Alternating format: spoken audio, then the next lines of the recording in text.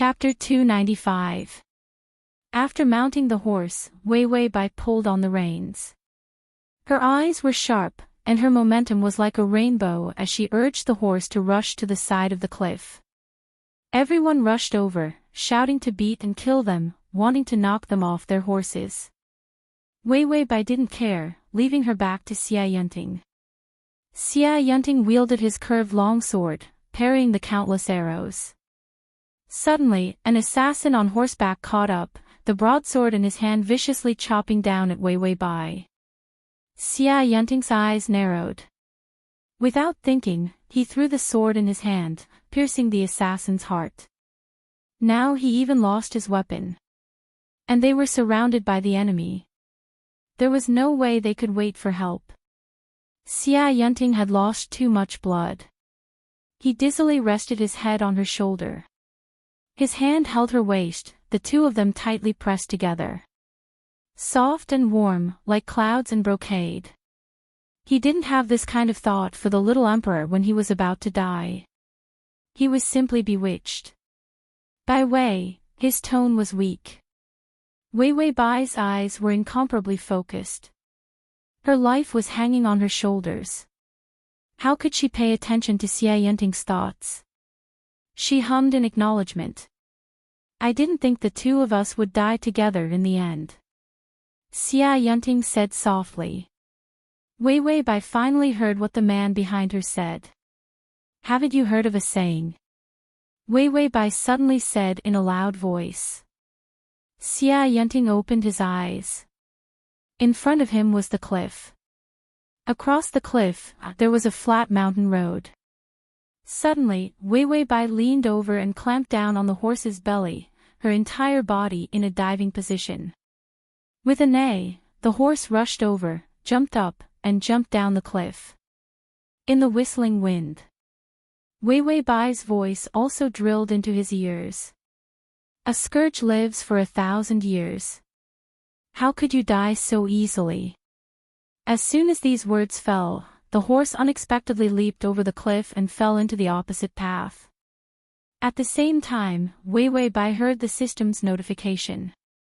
Host activated life subsistence allowance, deducting 5 days of life. It could also be used in all kinds of dangerous situations. For example, if you ride a horse to jump off a cliff, it will do its best to ensure that you succeed in surviving. At the same time, it also improved her ability to jump over the cliff much more smoothly than others. The pursuing assassins all stopped in their tracks. A few of them were too late and directly rolled to the bottom of the cliff. Enchanting was shocked. He stared at her with wide eyes. She was actually able to ride a horse and leap over the cliff. It was not only skill, but also courage. Wei Wei Bai sensed his gaze and couldn't help but smile brightly.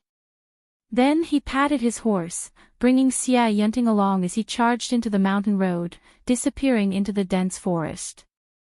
Enchanting, however, was dazzled by her smile, and his heart began to beat wildly. His vision turned black and he hugged her even more tightly, worried that she would abandon him. Wei Wei Bai was almost suffocated by his strength. Let go, Tai Fu. Enchanting's consciousness was getting farther and farther away. His voice was hoarse and muddy. I won't let go. If I let you go, you'll run away. Wei Wei Bai was helpless. Where can I run to? Aren't you holding me in your hands? She said it so coldly and impatiently. However, he was able to hear a trace of ambiguous feelings in her voice. I really want to hold you in my hands, for a lifetime. Ding, the male lead's favorability has increased to 40.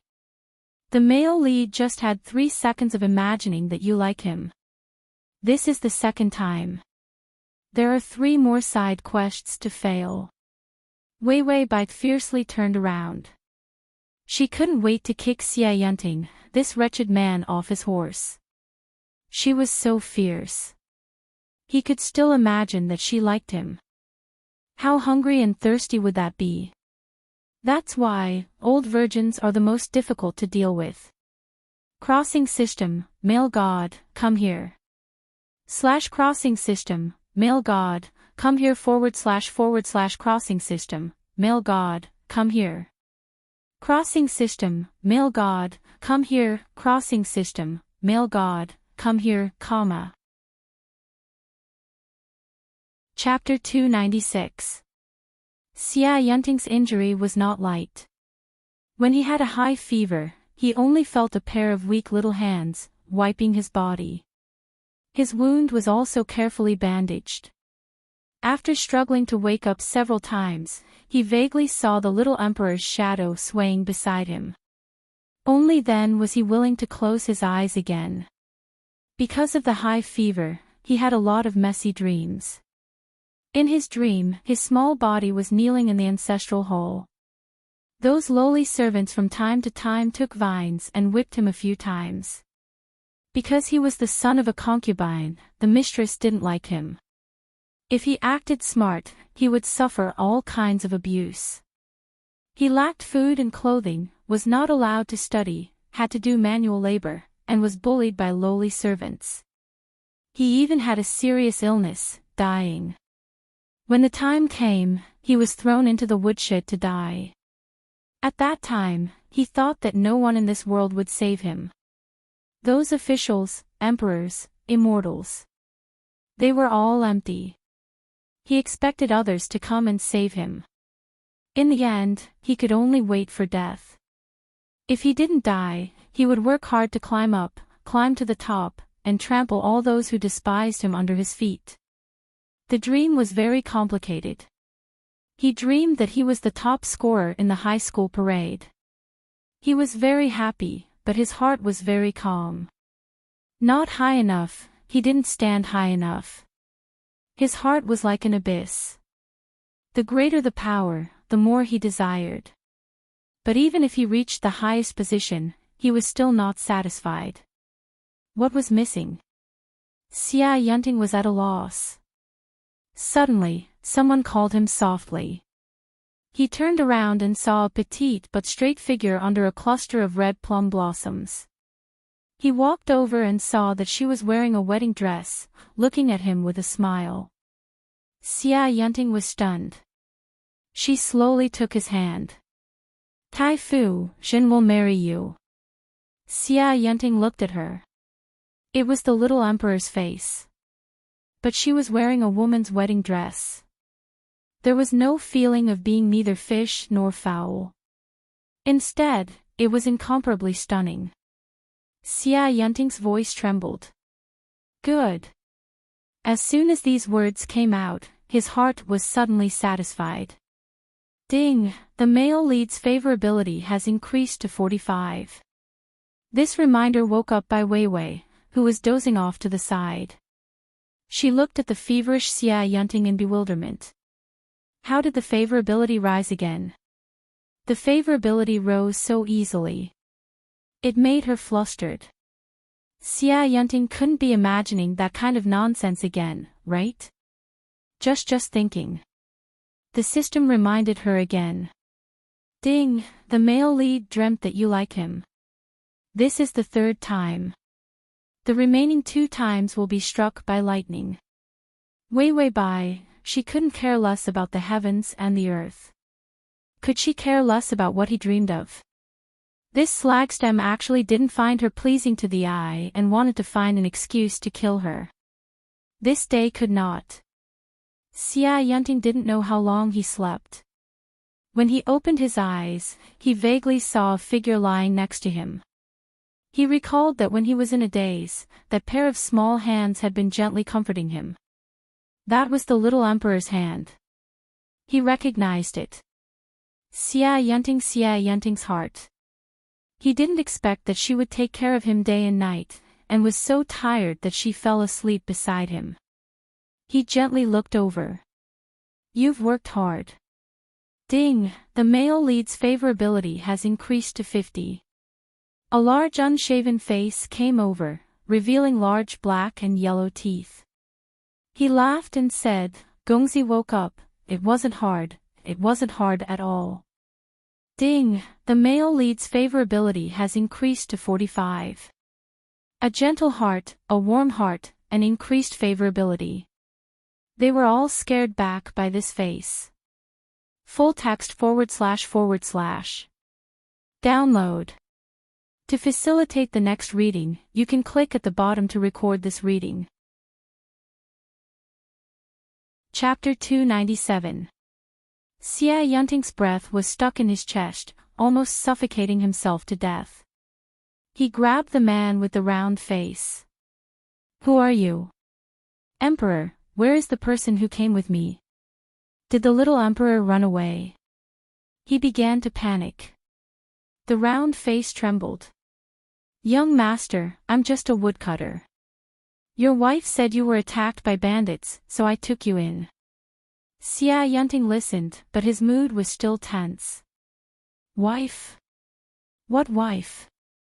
Which shameless woman dared to pretend to be his wife? The round face turned bitter.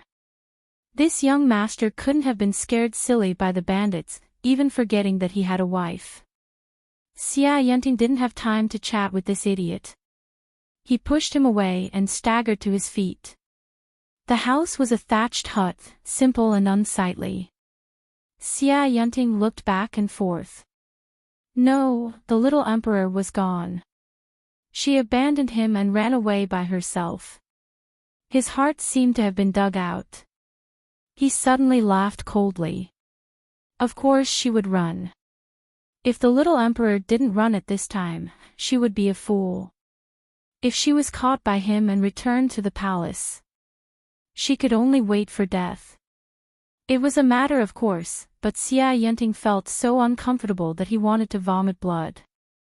The wound on his waist also began to hurt. He walked a few steps in a daze, then fell to the cold ground. Suddenly, he clenched his fist and slammed it on the ground. Run, it didn't matter where she ran. He had plenty of ways to get her back.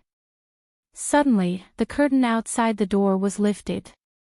A petite figure came in. Against the light, the figure was faintly discernible. Enchanting, the ground is cold. Why are you sitting here with an injury? She came in and said worriedly. Enchanting looked like he was struck by lightning. He stared blankly at her. She was wearing a woman's cotton dress, and her black hair was tied up with a wooden hairpin. Her white face was not stained with makeup, but it was more beautiful than the flowers outside the window. This is the little emperor's face. The little emperor seemed to think of something. She changed her words. Husband, are you all right? Husband, husband, the words husband echoed in Enchanting's mind like the sound of a bell, shaking him to the point of not knowing what to do. Was he still dreaming? He had just dreamt of her marrying him, and then he dreamt of their married life. Enchanting blankly looked around. He was used to being poor as a child, leading to his dreams. How could he be so poor? Wei Bai saw that Enchanting seemed to be in a daze. She thought that he was too injured and wasn't normal. She bent down and held his hand, trying to pull him up. Enchanting's fingers touched the warmth of her fingertips. This clear warmth instantly pulled him back to his senses. Not a dream. Wei Bai pressed him back onto the bed and said to the flat-faced man, Big brother, thank you very much for your help. Big Pancake Face was embarrassed. We're all from the same village. What can we do when we encounter a thief? I'll go brew some medicine for your husband. Wei Bai nodded with a smile and watched Pancake Face leave. Not waiting for her to drop her smile, her body was suddenly pulled onto the bed. The world spun. She was already under Enchanting's body. You. Enchanting looked at her, bewildered. Wei Bai's face was calm. She didn't say anything. You're a woman. Wei Bai frowned and shook her head. Enchanting saw her deny it and smiled coldly. If you're not a woman, what's on your chest? It was soft and warm.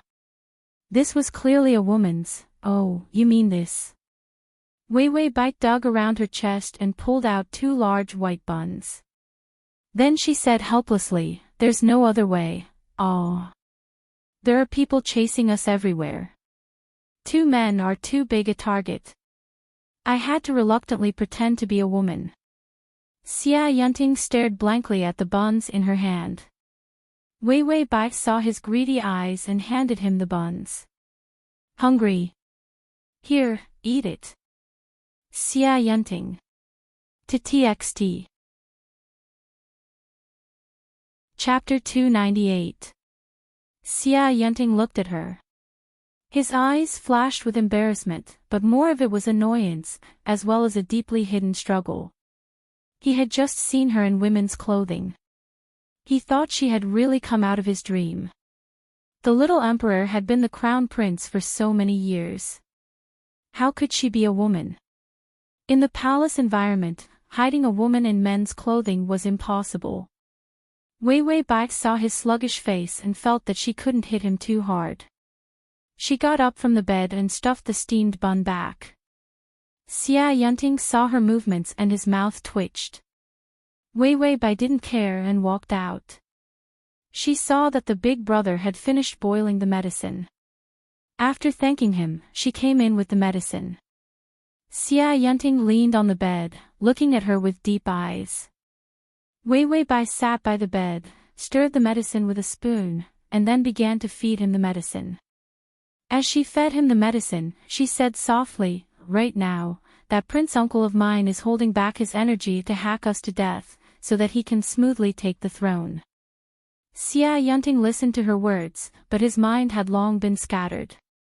He saw her wearing a coarse cloth skirt, wearing a woman's hairpin, her slender white fingers holding a spoon, so beautiful that it made his heart tremble.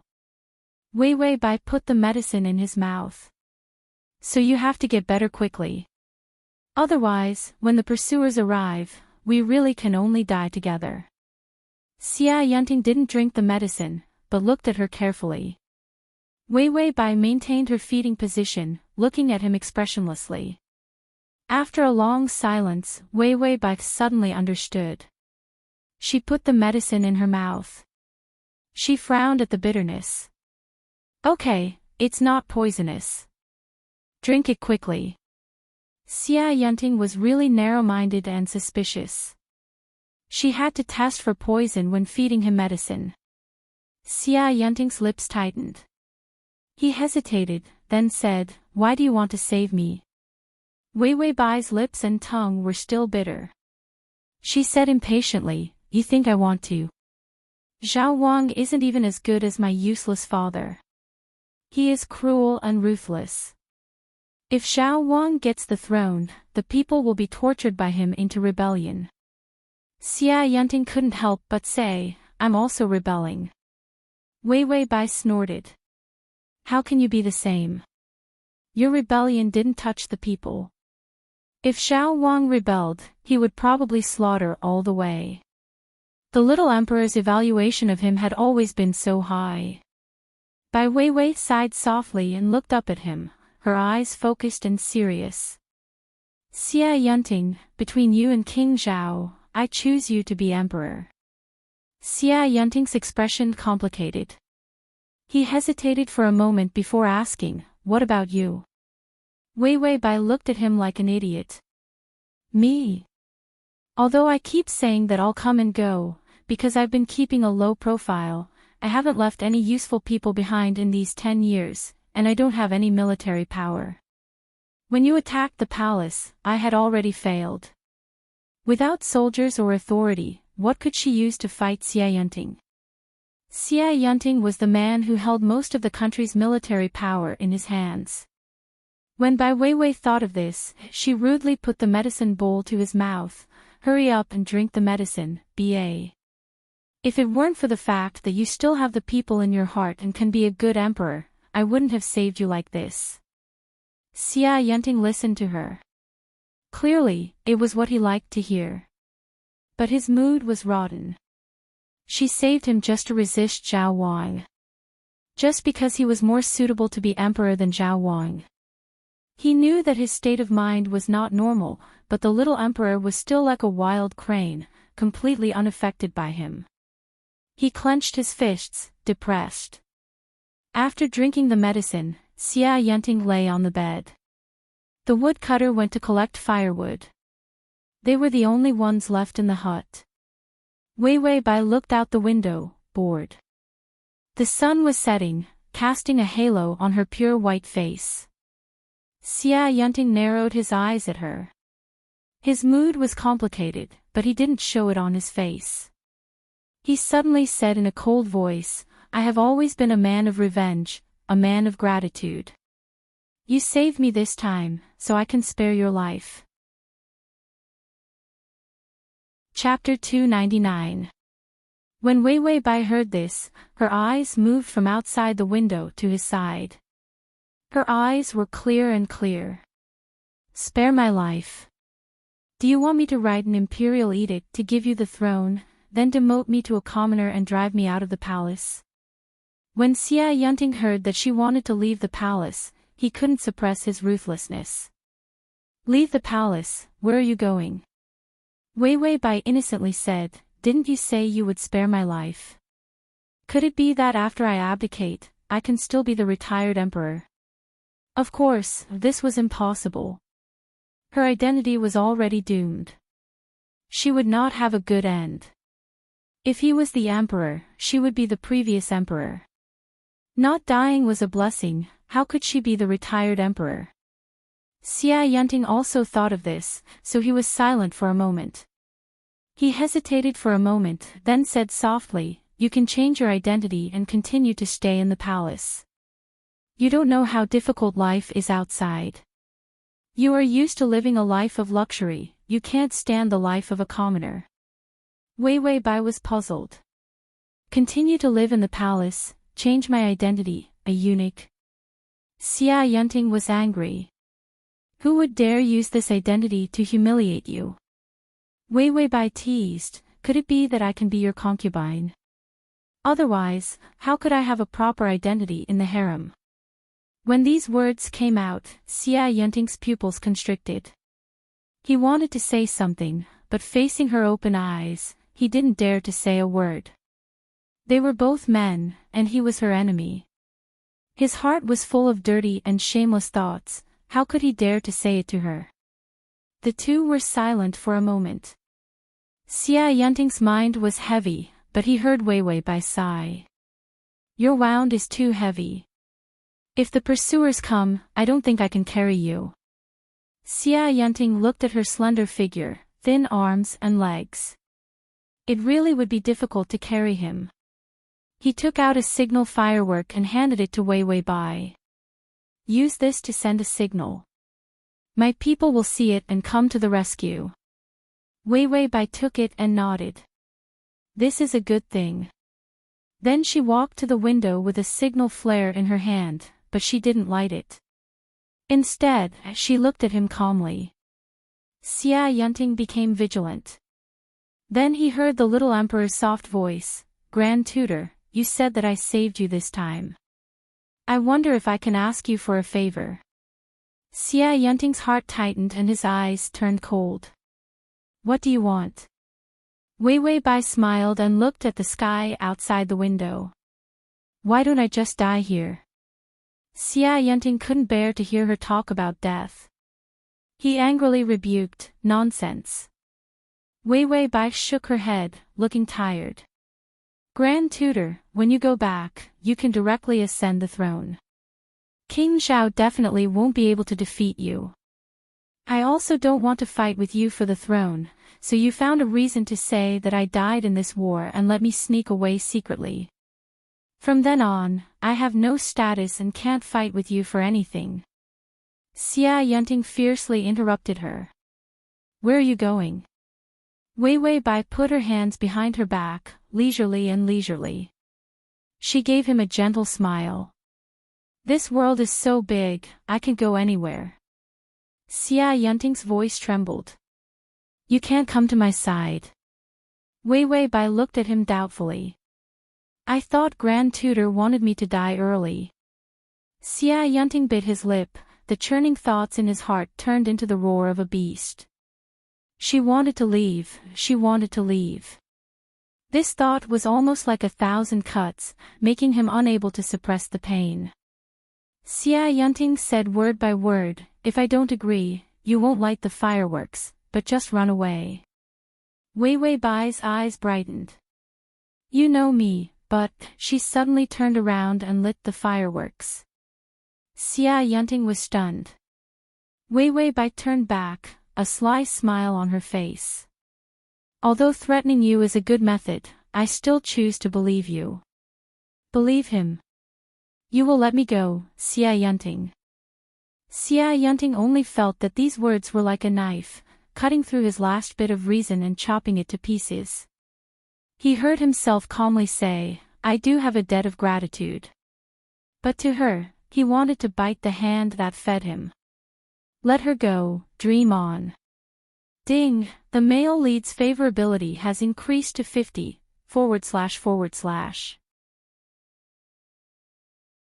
Chapter 300. Bai Weiwei heard his words and breathed a sigh of relief. Behind her, Enchanting's eyes were abnormally deep and dark.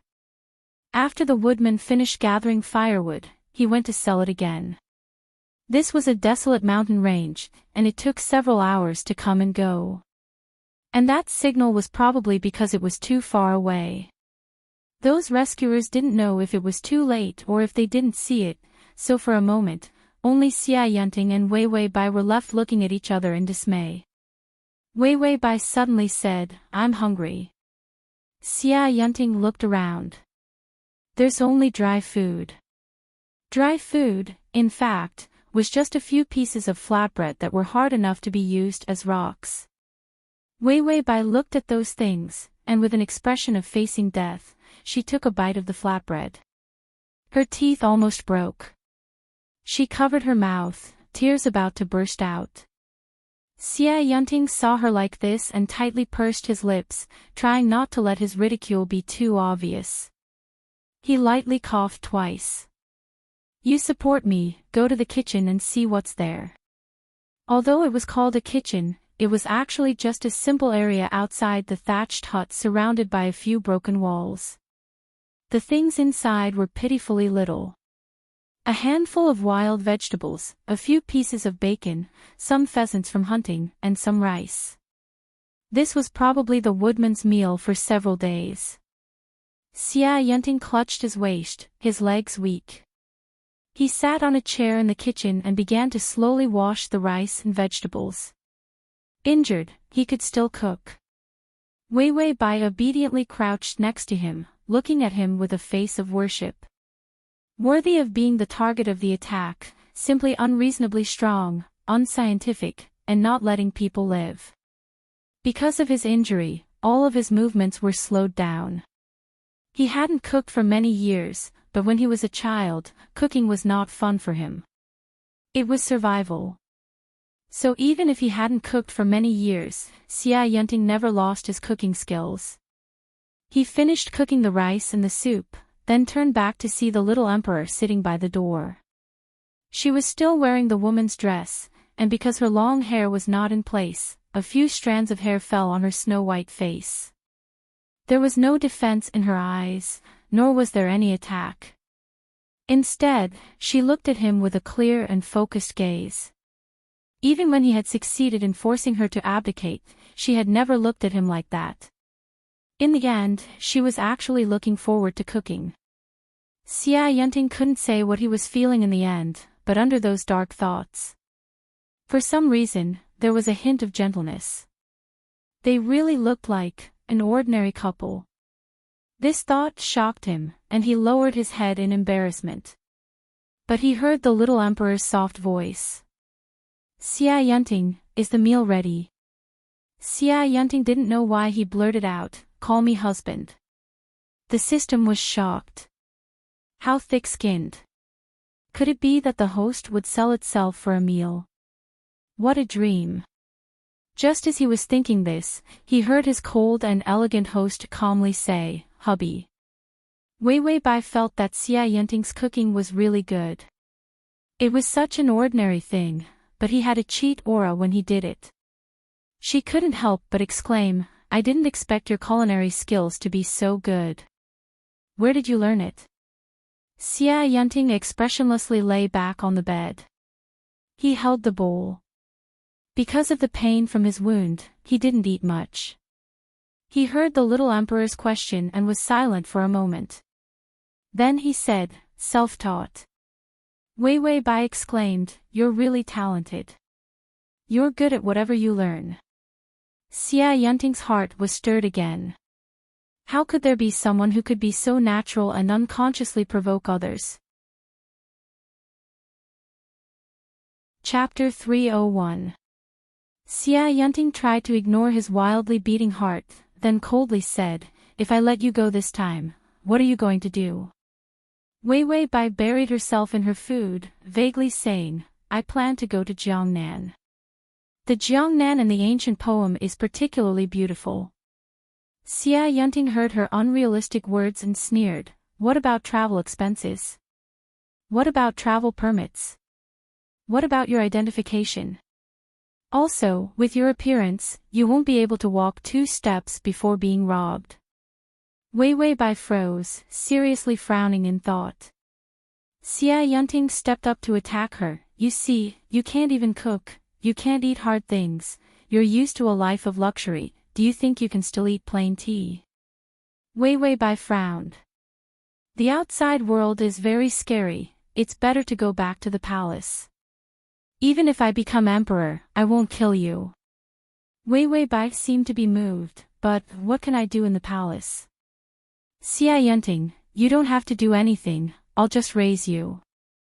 Wei Wei Bai looked up, seemingly surprised. Enchanting found that he was too anxious, and his heart tensed up. "I mean, raising an idle person like you, I can still make the decision." Wei Wei Bai couldn't help but laugh out loud. "If I didn't know, I would think you like me." "Like?" Enchanting immediately turned his face away, afraid of being seen through. He had feelings for her, could he really use such a pure word like? Thinking of this, his ears couldn't help but turn red. Ding, the male lead's favorability has increased to 55. The system held its head. "This favorability is like sitting on a rocket, your method of flirting has reached a new level." Wei Wei Bai indifferently said, "If I flirt more, I'll be familiar." After communicating with the system, she brewed her feelings, and then her expression became sad. "For me, the palace is like a shackle, if I can get rid of it, then any price is worth it." Enchanting's charming and gentle thoughts were all shattered by her words. He turned cold. "Shackles?" Wei Wei Bai nodded solemnly. "So, I'm very happy to be able to escape from the palace." "Enchanting, don't you have anyone to worry about in the palace?" Wei Wei Bai thought for a while. "There is one person I'm worried about." Enchanting's heart jumped. He nervously asked, "Who is it?" "Was it him?" Wei Wei Bai said without hesitation, "Chen Jingji, this person is a real pillar of the family. He's as smart as you are." Enchanting suppressed his sneer. "Is that so?" That was why she praised him and worshipped him. Actually, they could all be given to others. As long as someone had the same talent as her, she would treat them differently. Why did he think that he was special in her eyes? He really wanted to kill Chen Jingji. After the meal, she chatted with Enchanting for a while before she began to feel sleepy. Then she went to bed without a care. Enchanting was lying outside, so she went inside. He stared at her, dumbfounded. Wei Wei Bai saw him staring at her and couldn't help but say, "There's only one bed. You're a patient, I can't let you sleep on the floor." "Enchanting, aren't you afraid?" "Wei Wei Bai, what's there to be afraid of? We're all men, what's there to be afraid of?" Enchanting remembered that the little emperor didn't have the concept that men could do that. Then he watched her sleep with a complicated expression.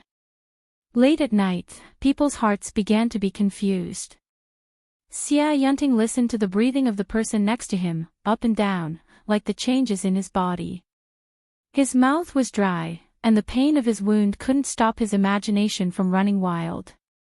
He struggled to get up, and looked sideways. He saw Wei Wei Bai's sleeping face. A quiet and pure face, but it emitted an aura that made him crazy. Xia Yunting reached out and gently touched her face. Soft and smooth, he couldn't help but keep touching. His fingers finally came to her neckline, and he breathed heavily. To facilitate the next reading, you can click on at the bottom to record this reading. Chapter 302. He hesitated for a moment but didn't undo her clothes. It wasn't that he was afraid of seeing her flat chest, but, with his appearance, apart from secretly touching a bit of incense, he didn't have the strength to force himself on her. He might even scare her and make her run away. The cunning Tai Fu didn't dare to take the risk. So he listened to her breathing, and judged that she was still asleep. Only then did he dare to lean over and kiss those lips that were constantly seducing him. As soon as this kiss fell, he was so excited that his body tensed up. Soft and slightly cool to the touch, unexpectedly clean and sweet. Xia Yunting felt that he had completely fallen. He really was a homosexual. And a madman who only had feelings for the little emperor. He couldn't help but stick out his tongue, prying open her lips, wanting to go deeper. Wei Wei Bai frowned in discomfort, and she moaned. Xia Yunting was so nervous that his whole body was tense. He suddenly retreated, but then suddenly stopped. Could it be that he wanted to hide his dirty thoughts from her for the rest of his life? Or could he bear it, silently watching her from afar? Xia Yunting's mind was in chaos. In the end, he realized that he really was black-hearted. He wanted her. Even if he had to drag her into hell, he wasn't willing to let her leave him. Xia Yunting's eyes were filled with ruthlessness. He lowered his head again, and his hands couldn't help but tear open her clothes. It wasn't impossible to uncover everything. Just as he was about to kiss her again, the sound of many people's footsteps came from outside, as well as the flickering shadows of torches. His rescue, or Zhao Wang's assassins. Xia Yunting listened to the sound of footsteps and vaguely guessed. Wei Wei Bai was also awakened. Her eyes were blank, sleepy, and there were still traces of his kiss on her lips. Cute, a feast for the eyes. She heard the footsteps outside, and her eyes instantly sobered. Who is it? Xia Yunting didn't hide his guess. It's someone who came to rescue us. Wei Wei Bai suddenly let out a sigh of relief, and then immediately stepped over him. Ignoring his gloomy expression, she jumped off the bed and pulled out a bundle from under the bed. These are my clothes, as well as some jade pendants hanging on my body.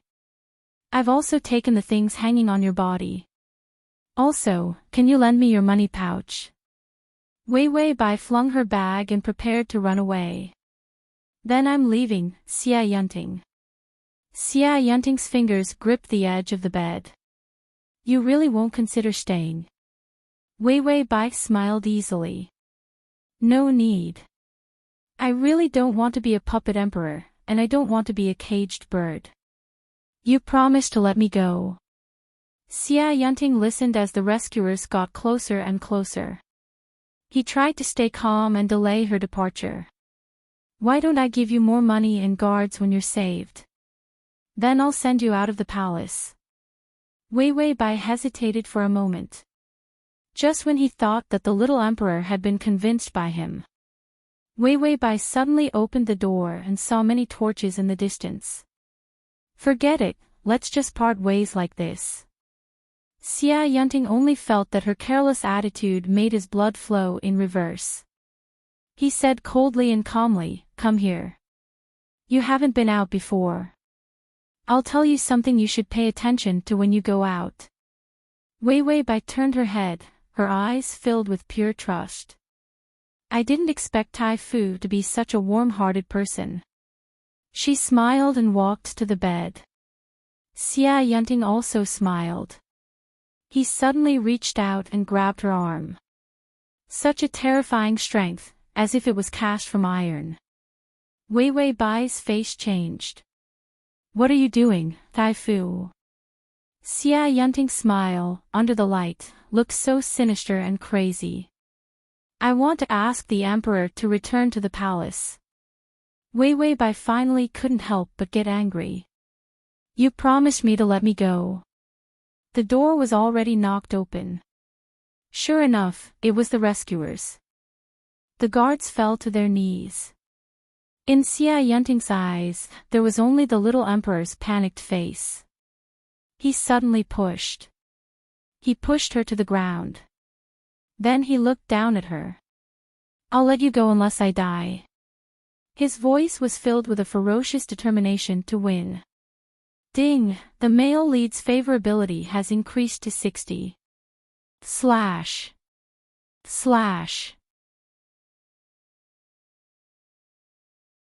Chapter 303. Then, without giving Wei Wei Bai any time to react, he directly ordered them to return to the palace. Wei Wei Bai was carried into the carriage. Xia Yunting also got into the carriage. Even if he was injured like this, he had to watch her with his own eyes and not let her run away. Wei Wei Bai was shocked and angry.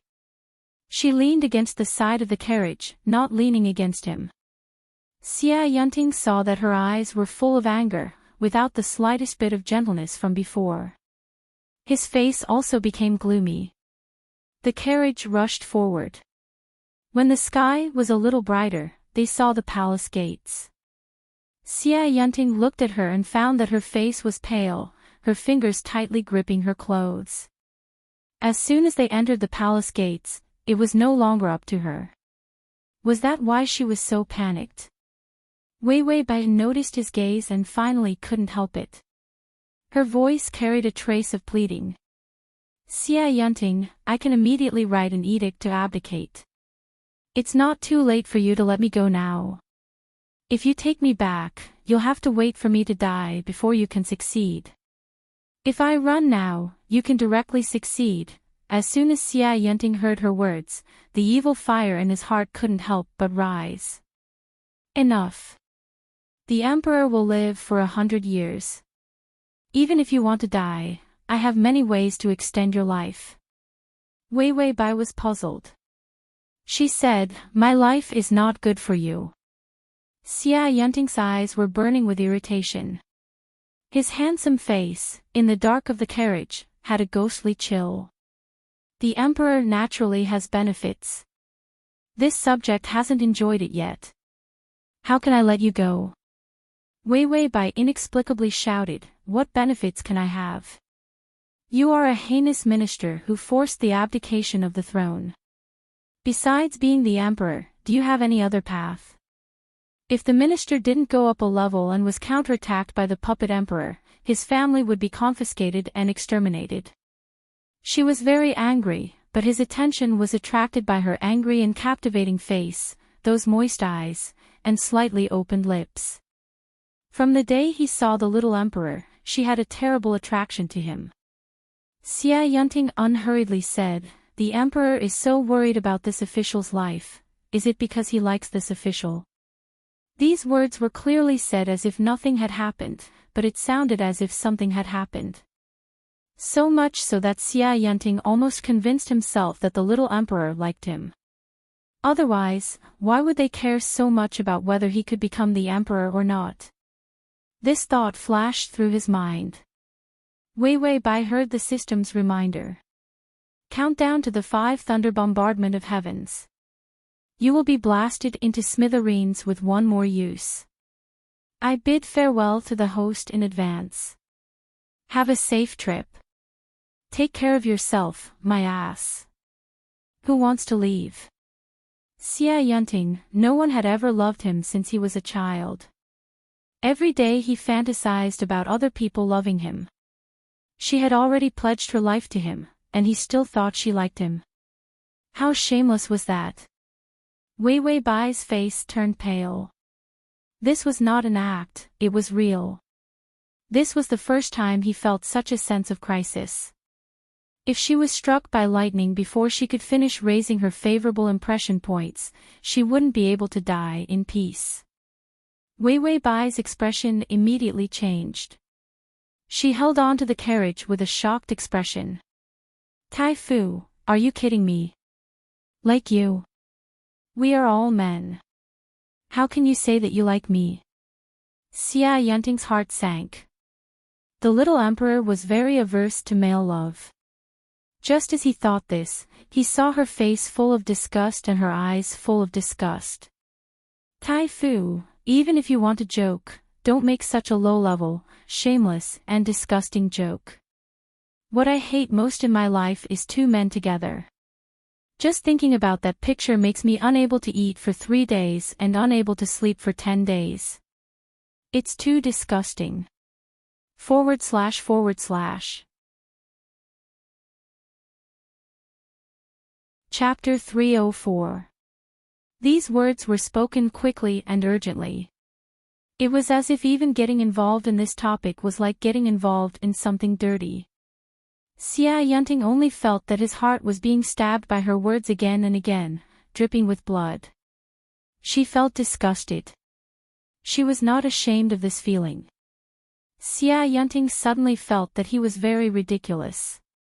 He clearly knew that the little emperor hated him to the bone. His feelings for her could not be tolerated by the secular world. Even he himself was disgusted by those rabbits, wasn't he? So why did he feel that the little emperor would not be disgusted by him, or even like him? What a joke. Xia Yunting felt that his heart was full of thoughts, in her eyes, were unbearably dirty. This kind of recognition made his heart cold. There was even a dark thought that screamed desperately in his mind. So what? He was not those rabbits, who could come and go as she wished. He was the one who could control her life and death. No matter how disgusted she was, she could not drive him away. The darkness in Xia Yunting's heart finally condensed. He seemed to be on his deathbed. If, in this world, there is a man who admires you, Wei Wei Bai was afraid that if she answered too slowly, he would blindly imagine that she liked him. So she immediately waved her hand to interrupt him. Don't say if, just thinking about it makes me sick. If you say more, I'll vomit. Wei Wei Bai did not care about favorability. If she did not ruthlessly attack him, he would have nothing left to live for. She would be directly struck to death by lightning. She was afraid that she wasn't vicious enough and that he wasn't desperate enough. She ruthlessly added another stab. If there is such a person with a twisted mind who does not love women and only loves men, he should be killed early, so as not to dirty my eyes. Xia Yunting's face was completely drained of blood. What was he still expecting? Could he still expect that she would be happy after hearing it? He suddenly laughed, but there was no smile in his eyes. It was so cold that it made people's hair stand on end. Wei Wei Bai trembled. Slagstem, this target feels like he's going crazy. Did I say something bad? The system retorted, don't you have any idea whether it sounds bad or not? Wei Wei Bai, has there ever been a case where the host was hacked to death after failing a strategy? The system asked, did you kill him? Wei Wei Bai breathed a sigh of relief. The system continued faintly, there are many who die these days. Wei Wei Bai, Xia Yunting's laughter faded, but his voice was full of killing intent. It seems that the emperor still doesn't know his place. You don't have the right to kill anyone now. Wei Wei Bai also snorted. That's true. Now it's the Grand Tutor who decides the life and death of others. Xia Yunting coldly said, I can't just decide life and death, I can also decide what you like.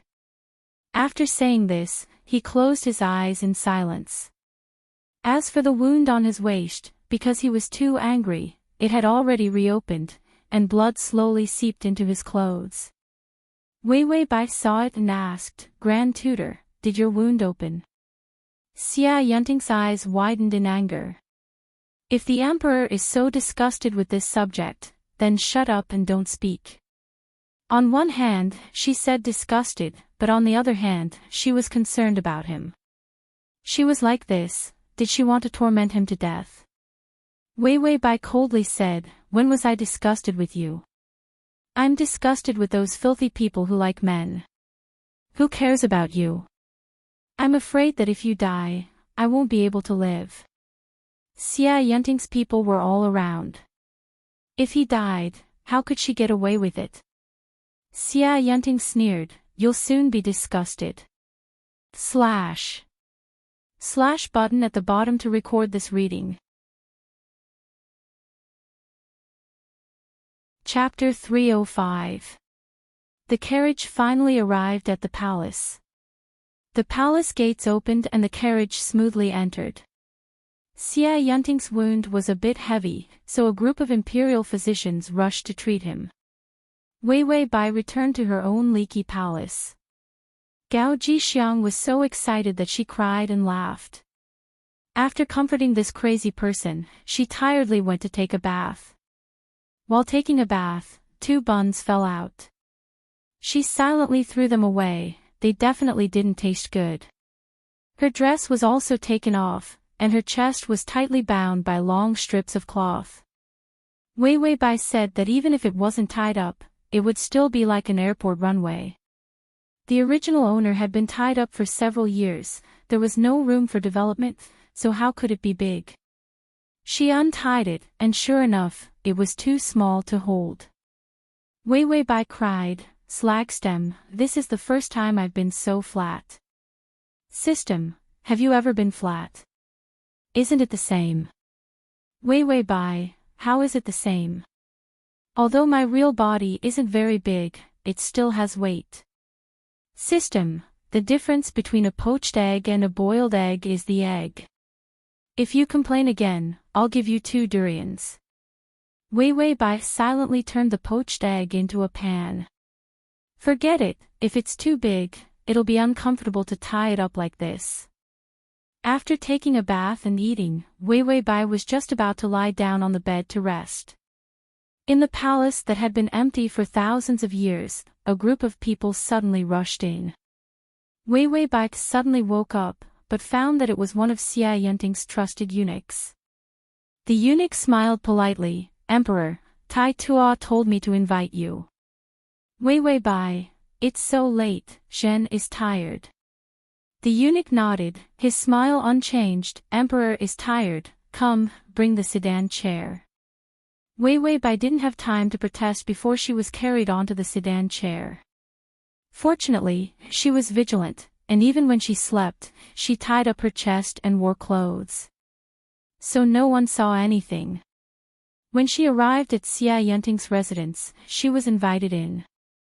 As soon as she entered, it was brightly lit. A group of imperial physicians frowned. Wei Wei Bai stepped forward, but found that Xia Yunting was already delirious. His face was covered in cold sweat and he was running a high fever. He kept shouting, Bai Wei, Emperor, the eunuch from before came over again, Your Majesty, this servant acted on my own accord. The Grand Tutor had already fainted, but he kept calling your name, so this servant asked you to come over. Wei Wei Bai walked over. What's wrong? Is the wound serious? The imperial physician came over. An evil wind has entered the wound, causing the Grand Tutor to have a high fever. If he stays like this until tomorrow morning, he hesitated, but Wei Wei Bai understood. If he continued to burn like this tomorrow, even if he didn't die, he would become a retard. Wei Wei Bai came to his side. Xia Yunting. Suddenly, her hand was grabbed by someone. Xia Yunting opened his eyes. He was burned to this extent, but his eyes were still terrifyingly cold. Don't even think about leaving. He stared at her and refused to let go. Wei Wei Bai was helpless. Where else can Jin go? Xia Yunting turned a deaf ear. You're not allowed to leave. You're not allowed to go anywhere. Wei Bai, did the fever make him stupid? She could only sit by the bed and have someone wipe his body to cool him down and give him medicine. When the medicine was given, Xia Yunting was willful again. Bitter, I won't drink. Wei Bai was afraid that if he died, her plan would fail. She could only patiently coax him. It's not bitter. Drink it and see. Xia Yunting was confused by the fever, but he was astute. If it's not bitter, then why don't you drink?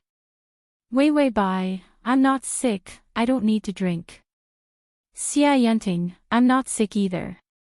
Wei Bai, no, you're sick, very sick. Chapter 306. Xia Yunting sneered, you lied to me. You just want to poison me. Wei Bai asked the system, can I poison him? System, life value. Wei Bai immediately became gentle with Xia Yunting. I'll take a sip, you take a sip, okay? Xia Yunting stared at her, then suddenly whispered, you're very good. Ding, the male lead's favorability has increased to 65. By Wei, this favorability increase is too much of a child's play. The burned and confused Xia Yunting is a good strategy. Xia Yunting said, you're as good as my mother who died early. Wei Bai really wanted to dump the bowl of medicine in his face, and throw the 5 points of favorability in his face. Did this mean that she would die early, or that she was as old as his mother? In any case, in the early hours of the morning, Xia Yunting's fever subsided. Everyone breathed a sigh of relief. After all, if Xia Yunting was going to die, they would all die. Wei Bai was also very tired. Even when he fell asleep, she didn't let go. She could only lean against the bed and sleep with difficulty. When Xia Yunting woke up, he looked up to see the little emperor leaning against the bed, sleeping tiredly. He still had some impressions of what happened last night. She patiently coaxed him to drink the medicine. That scene firmly occupied his mind. His hands and feet were weak, but he still managed to get up. When the little emperor slept, her lips were still tightly pursed. Under her slightly raised eyelashes, there was a faint shadow. Very tired, but there was still a kind of strength that made his heart palpitate. He gently kissed her lips.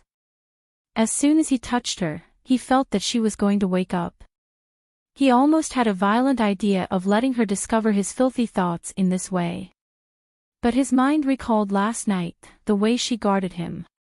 He couldn't help but soften. When Wei Bai opened her eyes, she saw Xia Yunting lying on the bed, looking at her with burning eyes. Tai Fu, you're fine, can you let go of my hand? Wei Bai felt that her hand was going to break. Xia Yunting said, I can't. Wei Bai was expressionless. If you don't let go, my hand will be crippled. His blood was blocked, and his entire body was numb. Only then did Xia Yunting let go. Wei Bai stood up. Since the Grand Tutor has recovered, we will go back and rest. Behind her, Xia Yunting said, I thought the Emperor would hate me to death. Wei Bai was stunned. After a moment of silence, she turned around and said in a helpless tone. This Emperor truly wishes for you to die. When Xia Yunting heard this, his heart ached. There was even a surge of ruthlessness. But you can't die. Wei Bai turned around and walked out step by step. If you die, the world will be in chaos. Right now, the world is relying on your strength to maintain peace. I can't let the people suffer from war and civil strife. She was clearly so petite and fragile, but at this moment, her back as she walked out, facing the sun, seemed to be incomparably tall. You are the best choice, so before there is a better choice, I don't want anything to happen to you. With Xia Yunting's death, the army would be the first to fall into chaos. Coupled with her lack of power, the power struggle for the throne inside and outside the court would directly lead to war. Xia Yunting's voice was cold. Is this the only reason you don't want me to die? She was smart, and her heart was for the people. Every word of not wanting him to die was for the sake of the people. Such an open and above-board personality, but it made him hate her more and more. Wei Wei Bai turned around at the door, suddenly revealing a beautiful smile. Of course, it's because this emperor worshipped the Grand Tutor. These words made him uncontrollably tremble all over. He only felt that his heart was disturbed by her words. How could she disturb his heart like this? And read the at https://www.sashu.com/ and read at https://www.sashu.com and read the at https://m.sashu.com. Chapter 307. After Wei Wei Bai finished flirting with him, she turned and ran away. The Tai Fu was left alone on the bed, flustered. Xia Yunting covered the wound on his waist, and suddenly slammed the bed. Hating me is fine, I don't care about love. Unable to get the heart, getting the person was just a thought for him. Xia Yunting didn't know how desperate his eyes were when he thought this. He didn't know if it was because he was thinking about the little emperor, but the wound healed surprisingly quickly. In less than half a month, it was basically healed. And in this half a month, Wei Wei Bai was caught by Xia Yunting's trusted eunuch every day, accompanying Xia Yunting to eat 3 meals. And Wei Wei Bai used the time to eat to slowly increase the favorability to 70. During this time, outside the palace, Zhao Wang's men had completely torn off all pretense of cordiality with the court. After an unsuccessful assassination attempt, Zhao Wang joined forces with the local powers around him and began to rebel. Xia Yunting was not a vegetarian, he could even succeed in forcing the emperor to abdicate. Zhao Wang's group did not enter his eyes. So while he was recuperating, he began to gather an army, one step at a time to encircle and suppress Zhao Wang. Wei Wei Bai was a puppet. When Xia Yunting was busy to death, she was still very leisurely. The system sometimes felt that its host was just a good-for-nothing waiting to die. There was no sense of nervousness that a conqueror should have. It would occasionally recall the days when it didn't tie up Wei Wei Bai, that was called glorious. When the system saw it, they all rushed to hug its thigh, calling it Zhang, calling it Grandpa. As a result, after following Wei Wei Bai, the system sometimes looked through its own inventory, only to find that it was already penniless and burdened with debt. If it wasn't for that mistake, the system stopped reminiscing, it sighed, a mistake was a mistake. Besides, the host was stingy, cheap, ruthless, heartless, fickle, and liar. The host was pretty good. Wei Wei Bai, slag stem. The system who was reminiscing about the past said, Wei Wei Bai said, I'm fine. I thought you were dead, so I called you. It's good that you're not dead. The system replied, I won't die even if you do. Are you going to stand or lie down when the lightning strikes you? Wei Wei Bai was expressionless. I plan to hug you. We love each other so much. How can I let you suffer alone in this world? System, it's wrong, it still wants to change hosts. Wei Wei Bai was bored. After all, if there wasn't a good opportunity, it would be hard for her to increase her favorability. In any case, 6 months was more than enough for her, so she decided to just sit around and wait for death. After Xia Yunting recovered from his injuries, because of the urgent military situation with Prince Xiao, he left the palace to lead the army. Before he left, he looked at her deeply. Does the emperor have any parting words? Wei Wei Bai said, goodbye. I won't see you out.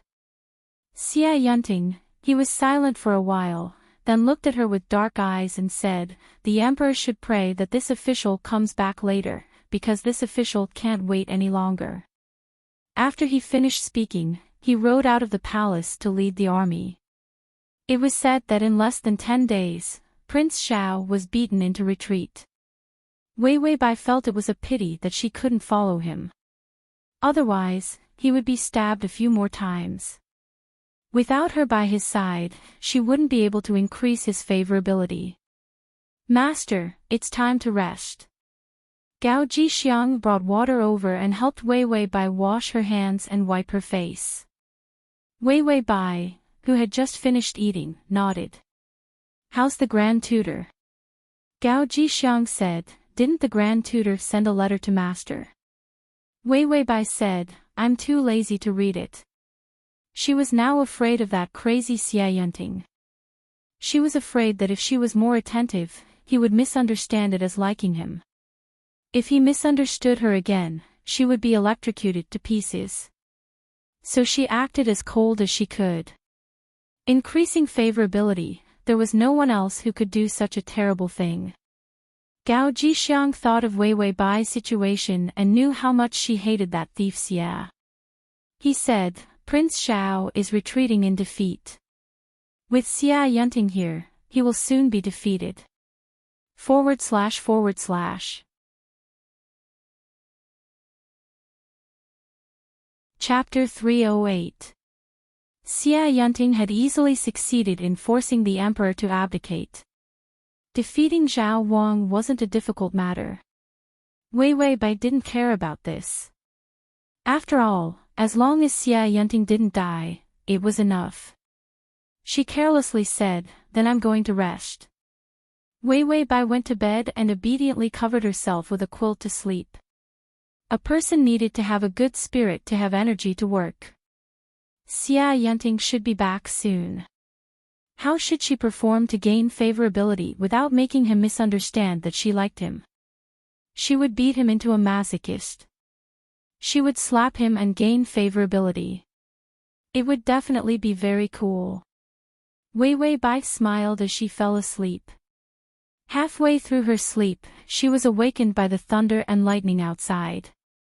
She dazedly looked outside the bed. It seemed to be a heavy rainstorm. Heavy rainstorms in winter were rare.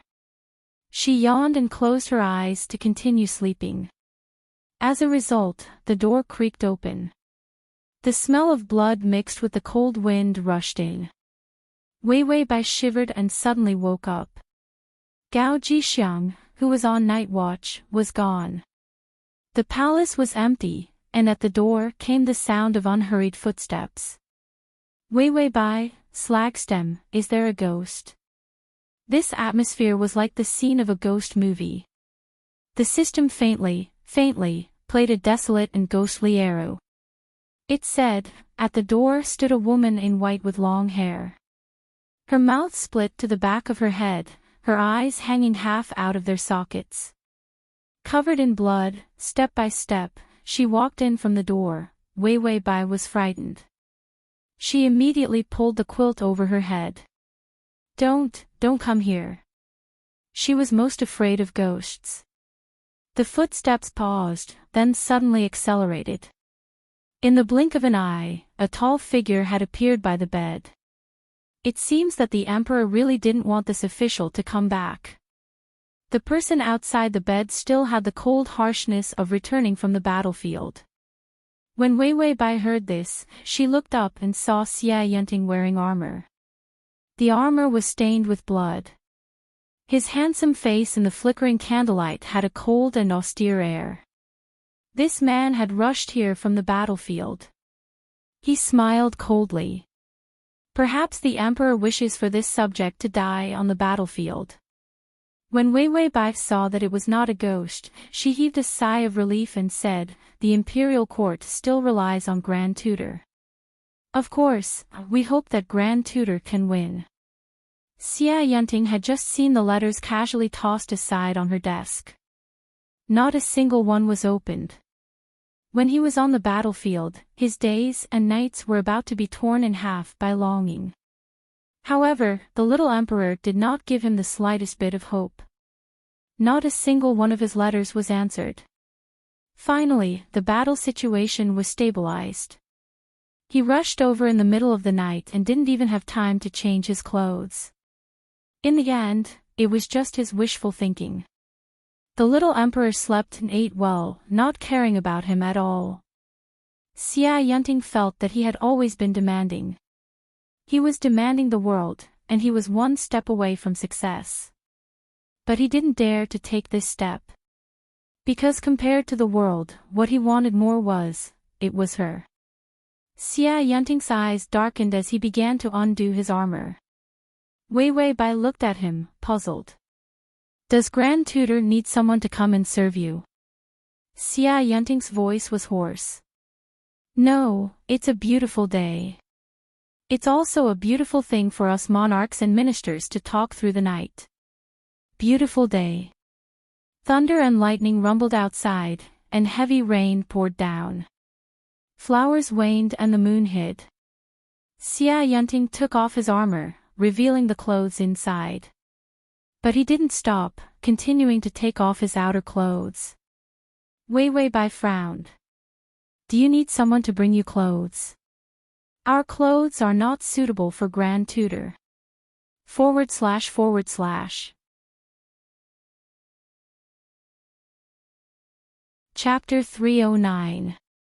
After all, the difference in height between the two of them was so great, he definitely couldn't wear it. Enchanting's movements paused. Seeing that she was still so naive, he finally couldn't help but reveal his wolf's fangs. This official wants to discuss something with the emperor. Wei Bai, what is it? Enchanting stretched out his long legs and got on the bed, squeezing Wei Bai onto the bed. He reached out and took off his inner clothes, revealing his strong upper body. This subject has seen too many parting of life and death on the battlefield. I feel that people should live freely and freely. Otherwise, this subject will die one day without being able to meet your majesty. Wouldn't I die with my eyes wide open? Wei Bai blankly stared at him. What are you touching me for? She looked innocent, like a child who didn't understand anything. Enchanting didn't allow her to escape. He suddenly reached out, grabbed her chin, and fiercely kissed her. Wei Bai was frightened, and reached out to push him away. He fiercely bit her lip, and the pain made her shrink back and tremble. Only then did Enchanting release her, the darkness in his eyes pouring out like a nest. His slightly red eyes were filled with burning passion. Emperor, this official wants to discuss something with you. Wei Bai trembled all over. She looked at him in disbelief, as if she was still in a nightmare. What are you doing? What are you doing? Enchanting reached out and grabbed her struggling hands, raising them high above her head. His tall body shrouded her. Wei Bai was like a pitiful little animal. She could only tremble in the shadow of this fierce beast. Isn't the emperor always worried that after you enter the palace, this official will take the throne, and you won't have a place to sit? Wei Bai looked at him in horror. What is below you? Enchanting's lower body was already hard enough to explode. He clung to the little emperor's body, his expression still cold and normal. What is below this official, does the emperor want to see? Wei Bai's expression changed. Enchanting laughed out loud. Sure enough, the emperor knows. What is this subject's next? Wei Bai was scared. We don't know. Get lost, Enchanting. Enchanting's smile twisted. You don't know. You're so smart, but you've been pretending to be ignorant in front of me. By way, are you happy to see me being played like a fool by you?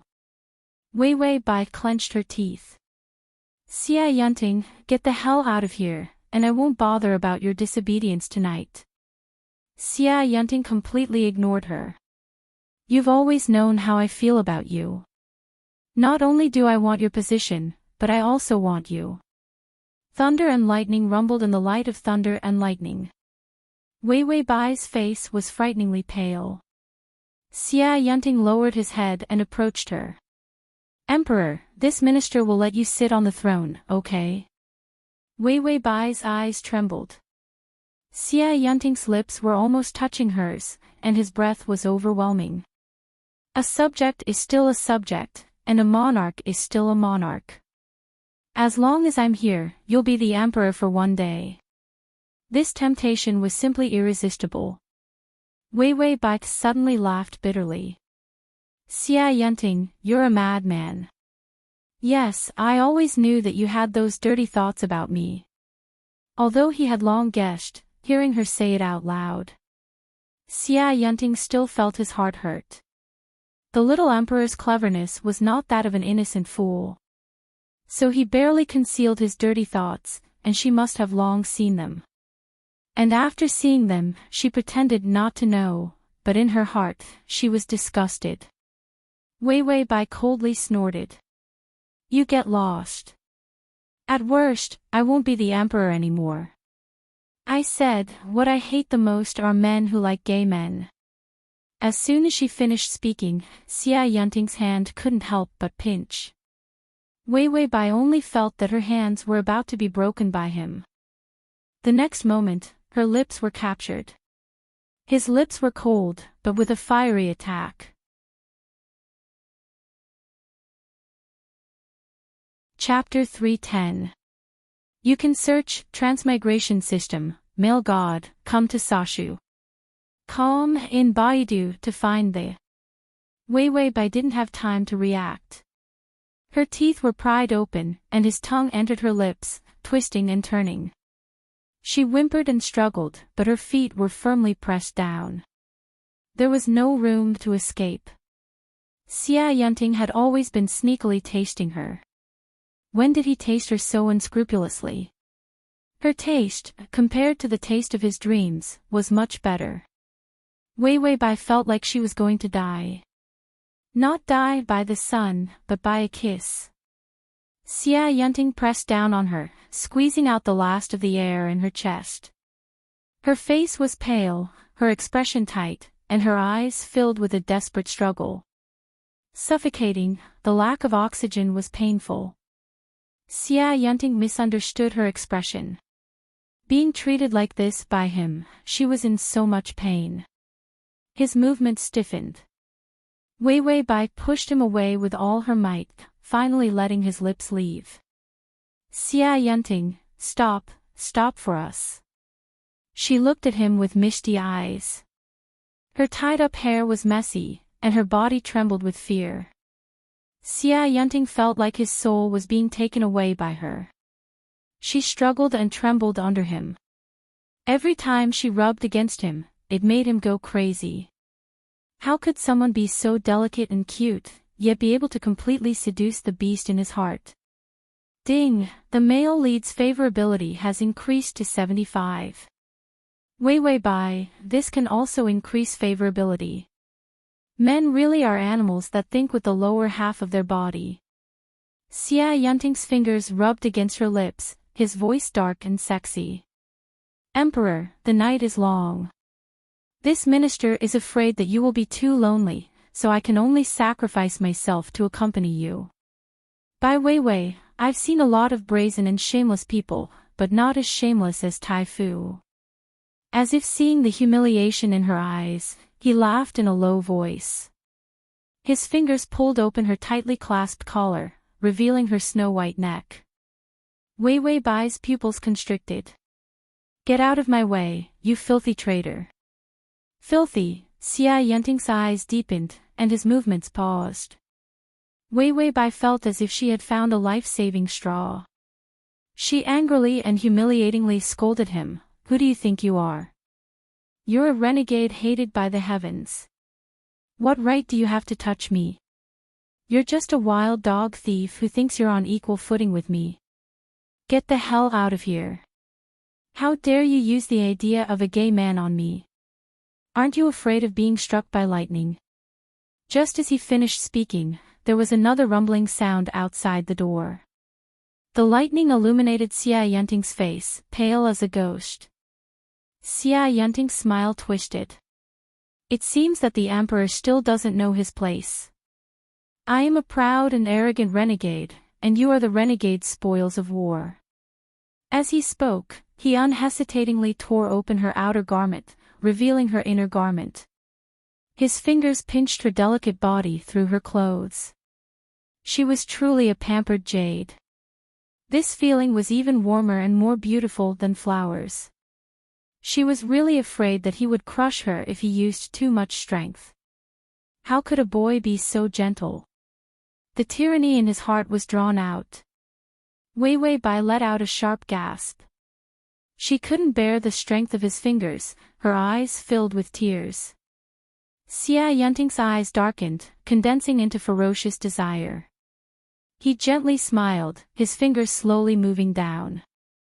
His mouth was not the least bit lenient. Your Majesty, now this subject wants the monarch to die, the monarch must die. This subject wants the monarch to be happy, the monarch must be happy. How does the Emperor feel to be defiled by a filthy renegade? Download the at https://m, Sashu. Com to facilitate your next reading, you can click the button at the bottom to record this reading. Chapter 311. Wei Wei Bai finally broke down. She trembled as she curled up. Don't do this to me, Xia Yanting. Don't force me. How pitiful. Xia Yanting sighed hypocritically, and couldn't help but lower his head to kiss her again. The more she struggled, the crazier he became. This entangling kiss was intense and oppressive. She couldn't refuse. Wei Wei Bai's resistance was futile. The light in her eyes dimmed, and she couldn't help but cry. When he kissed her, tears, a trace of pain flashed in his eyes, but more than that, there was a dark desire to plunder. His hand had already grabbed her belt. Just as he was about to pull it away, his fingers suddenly felt weak. He shook his head, but he felt dizzy. Wei Wei Bai, who thought she couldn't escape, reached out to the system in despair. What do I do, system? My secret is about to be exposed. The system, nibbling on melon seed, said, isn't it better if it's exposed? The favorability will definitely increase. Wei Wei Bai said, if I'm exposed as a man, Xia Yanting won't think that I like him.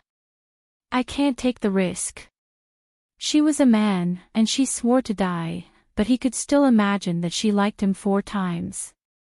If she was a woman and struggled with all her might, he might think that she was playing hard to get.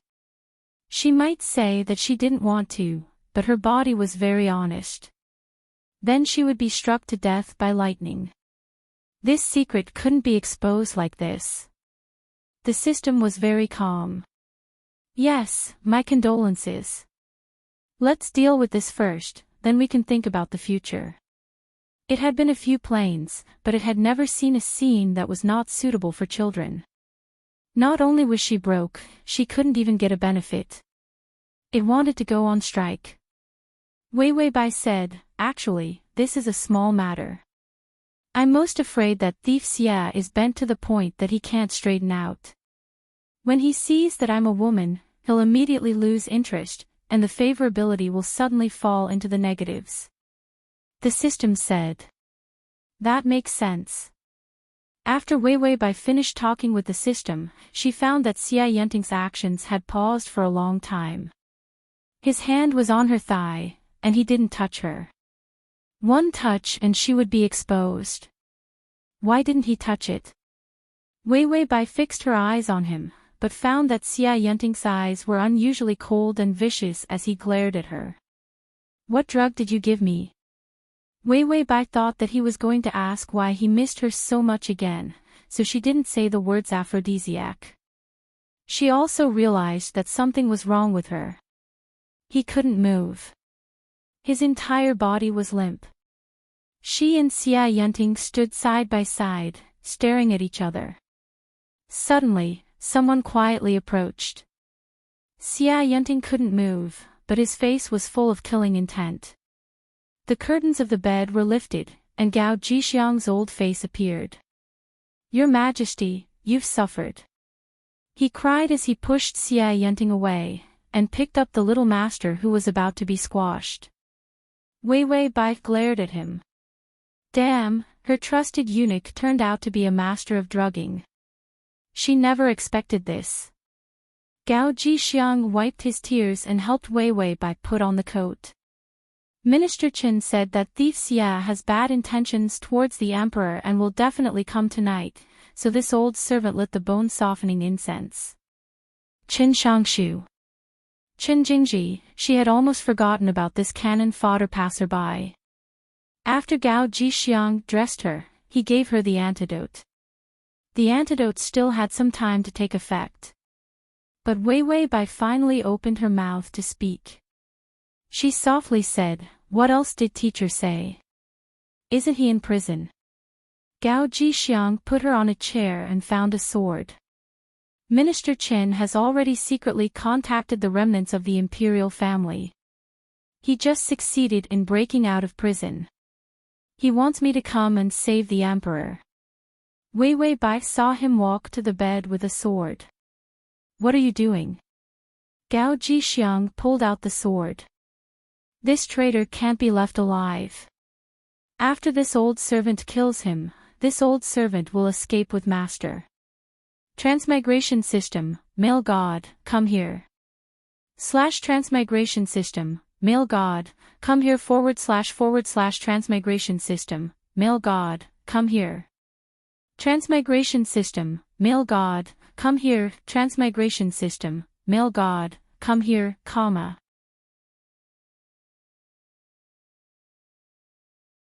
Chapter 312. Kill him, where will you get favorability? She immediately said, "Stop." As soon as she said this, she found that her tone was too anxious and looked up. Seeing Xia Yunting lying on the bed, her eyes lit up. He wouldn't imagine that she liked him again, right?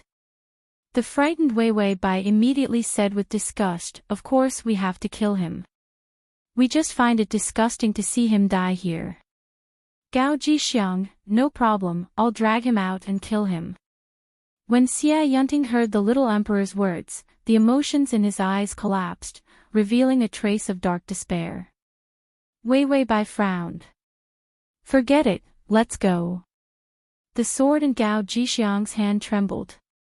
"Emperor, if this scourge is not eliminated, he will be a threat to you." Wei Wei Bai's face changed, her eyes cold. "Of course we know that he has no emperor in his heart.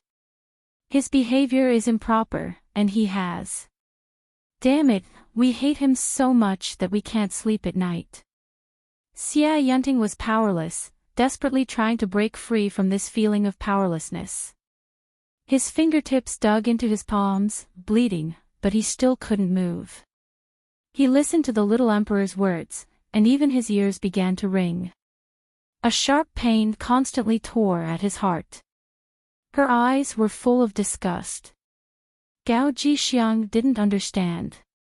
"Then it's better to kill him." Wei Wei Bai smiled bitterly. "But no matter how much we hate him, we have to admit that he is a good person. He is a good person. A good person." Xia Yunting, his hands are covered in blood, how is he a good person? Wei Wei Bai sighed softly. Her hands and feet could barely move, and she struggled to walk to the bedside.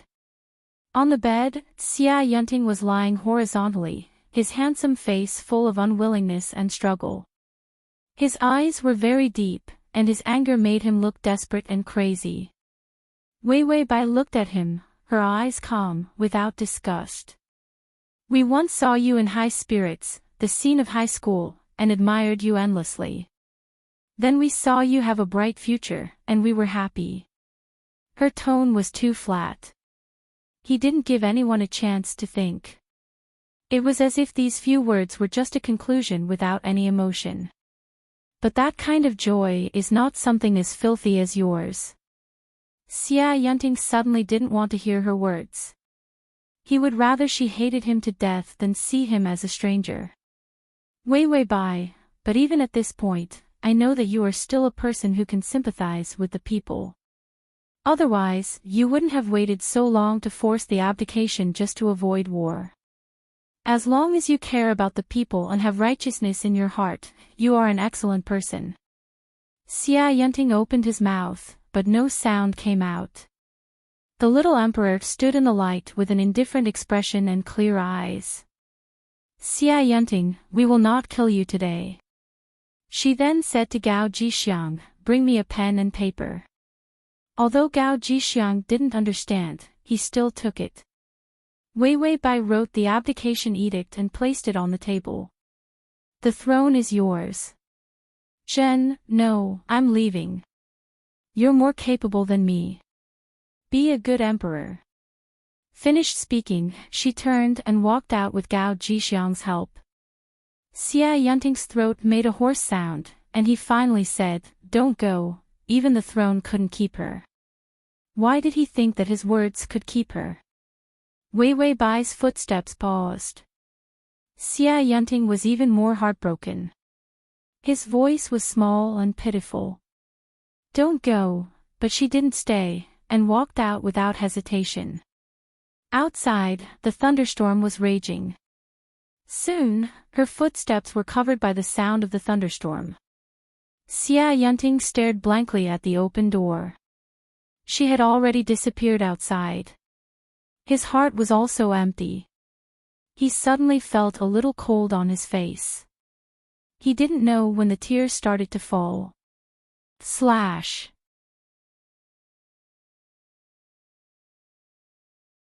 Chapter 313. Wei Bai followed Gao Jixiang out of the palace through the secret passage. When they left the palace, they saw a carriage parked on the path.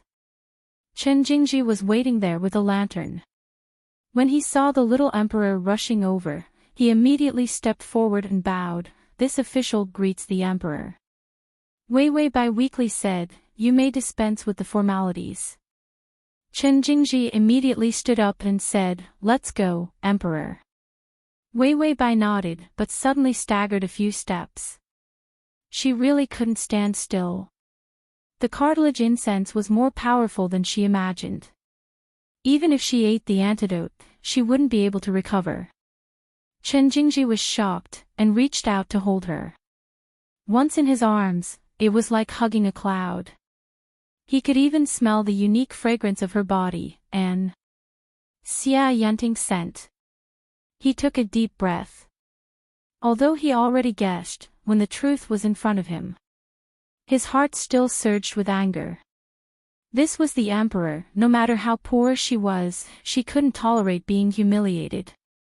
Xia Yunting, that traitor, was simply crazy.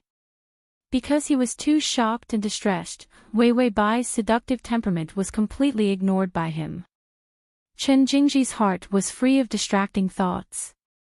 He hugged her and put her in the carriage. Wei Bai weakly said, thank you, teacher. Chen Jingji said, this is what this official should do. Gao Jixiang also took the opportunity to get in the carriage. Okay, let's go, the cartilage incense can't hold that person for too long. Chen Jingji personally drove the carriage. Okay. The carriage immediately drove into the night, disappearing in the blink of an eye. Chen Jingji, who was driving the carriage, gripped the reins tightly, his fingertips still stained with blood. It was on Wei Bai's body, above her pants. Xia Yunting, that madman, to humiliate the emperor so crudely, she even bled. Chen Jingji wanted to find some ointment to apply it on her, but then he thought that she might not want people to know about this shameful thing. For a moment, Chen Jingji felt very conflicted. In the carriage, Wei Bai said to the system, why did my period come? The system replied, you're a girl, of course you have a period. Wei Bai, why are you only here now? She had been living leisurely in this plane for almost 3 months. Because she was so relaxed, she forgot that her period had never come. The system replied, because this is the first period. Wei Bai, menarche came at 16. The system said, strapping. This was a very good reason. Wei Bai was silent for a while before saying, I don't have any sanitary pads. Was she going to bleed all the way to her period? The system replied, yes. Wei Bai, aren't you a system? Why didn't you conjure up a sanitary pad for me? The system rummaged through its inventory and finally sighed. I'm so poor. Buying a Sophie for daily use and adding the Spacetime Express would cost 15 days of life points. I'm so poor that I can't afford it, 15 life points. Wei Bai said that she was indeed abnormally poor. She would rather use toilet paper than spend 15 days of life points. Gao Jixiang suddenly realized his little master's predicament. He was very sure that Xia Yunting hadn't succeeded yet. Master, are you having your period? Wei Bai nodded reservedly. Gao Jixiang immediately opened the curtain and said to Chen Jingji, there's an inn in front. Let's stop for a while.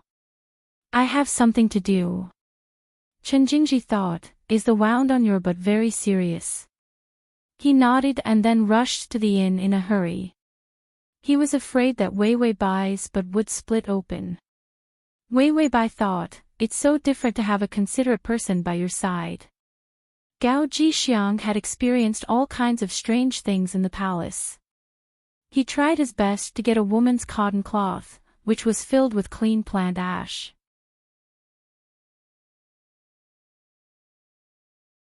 Chapter 314. She also brought a young girl's coarse dress. After Bai Wei finished bathing and finished everything, she gracefully walked out of the inn's door. Chen Jingji was still worried about the emperor's wound. As soon as he looked up, he saw a beautiful woman walking towards him. Chen Jingji felt like his heart had been hit by something, jumping up and down. The beautiful woman walked in front of him, smiling sweetly, her pink cheeks red. She gently bowed towards him. Teacher, I've been waiting for a long time. Chen Jingji stuttered, teacher. He had only ever been a teacher to one person, and that was the emperor. Wei Bai smiled sweetly, teacher, I think a carriage full of men is too big of a target, so how about you and I pretend to be brother and sister?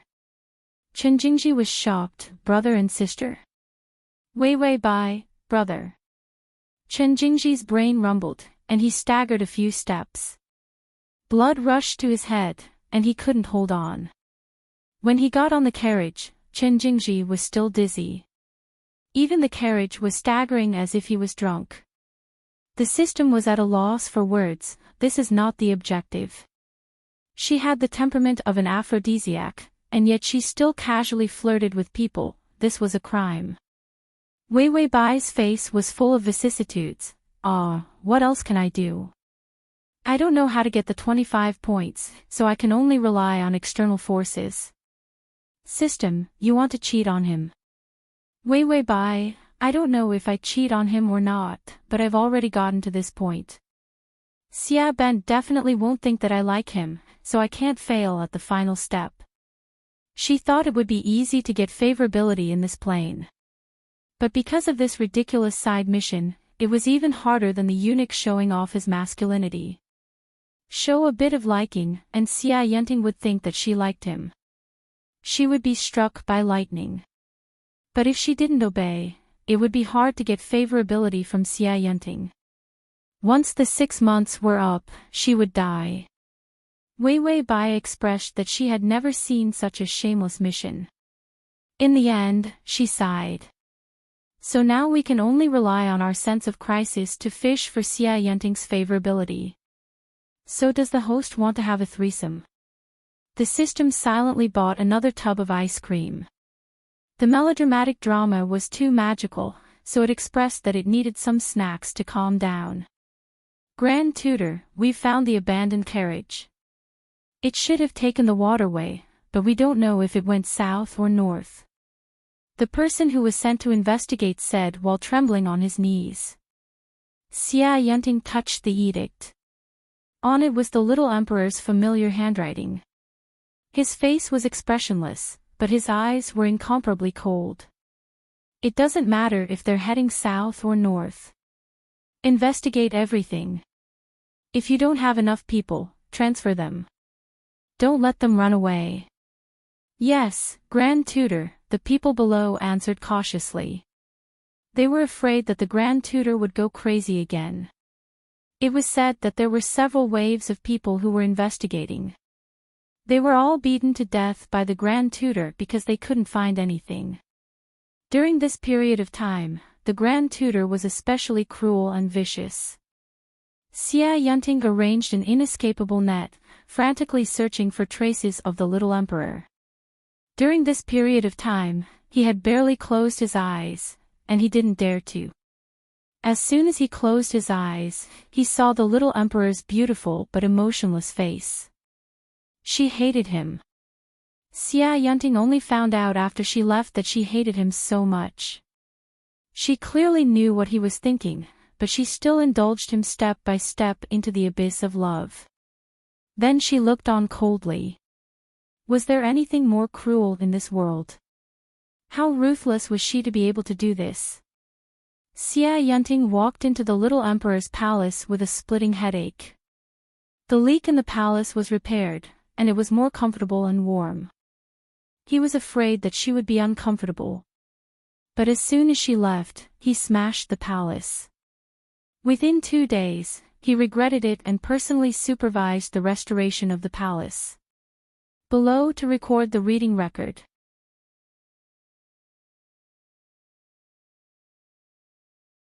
Chapter 315. Enchanting walked into the palace. The letters on the desk were still unopened. He put the abdication edict on the table.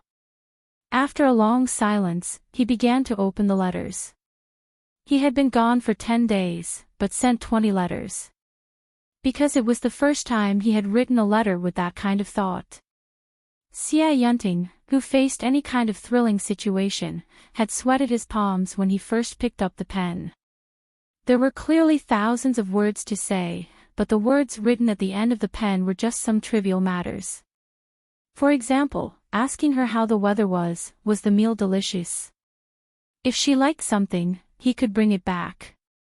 At that time, just writing a letter made him feel like his heart was overflowing with tenderness. But now, he realized that the letters he had written were actually a kind of implicit confession. Unfortunately, the little emperor didn't even look at them. Enchanting opened the letters and threw them into the brazier to burn them. In the end, there was only the abdication edict left. He looked at the edict coldly. He suddenly sneered, "You want me to be a good emperor, I won't."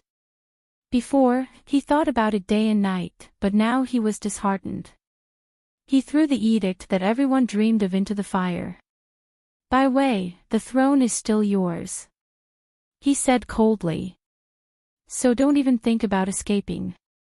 Even if I have to tie you up, I will tie you to this position." He was a powerful minister, she was a weak ruler. Binding her to the throne, he would make sure she couldn't go anywhere.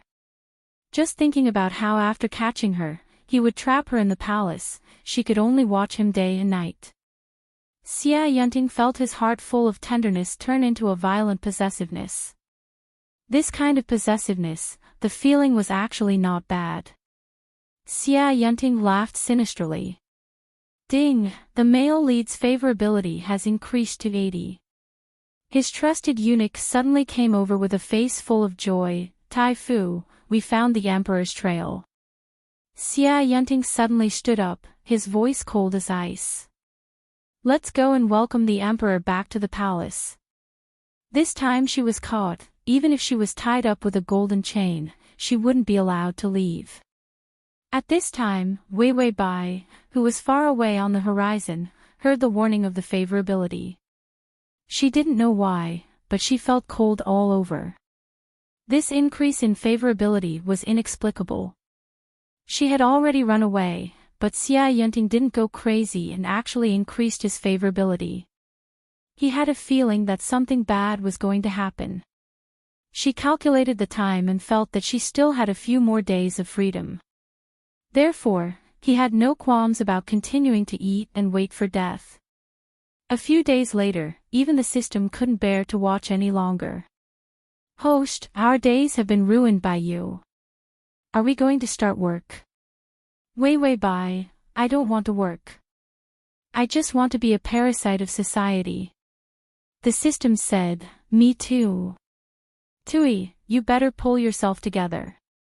Wait, the male lead is here." Wei Bai picked up a camellia and put it in her hair. "Then let's get started." The days passed leisurely. After a few months, winter had just passed and spring had arrived. Chen Jingji was weaving a rope. He found that there was a cliff nearby. After using the rope to go down, he could see a small path leading out. Xia Yunting had blocked the main road, so they could only escape via the smaller roads. Suddenly, a fragrant handkerchief gently wiped away the sweat on his forehead. Chen Jingji trembled, not daring to look up at the beautiful girl in front of him. His heart beat violently. Wei Bai sweetly called, "Brother, are you tired?" With this call, Chen Jingji only felt that his soul had flown away. Suddenly, a horse neighed, and the two people looked up in fright. Not far away, an army appeared. Xia Yunting sat on the horse at the front, a pair of dark eyes gloomily looking at them. In those eyes, there was a murderous aura. So the little emperor ran away just to elope with this man. What righteousness of the world, it was just an excuse for her red apricot tree. / button at the bottom to record the reading record.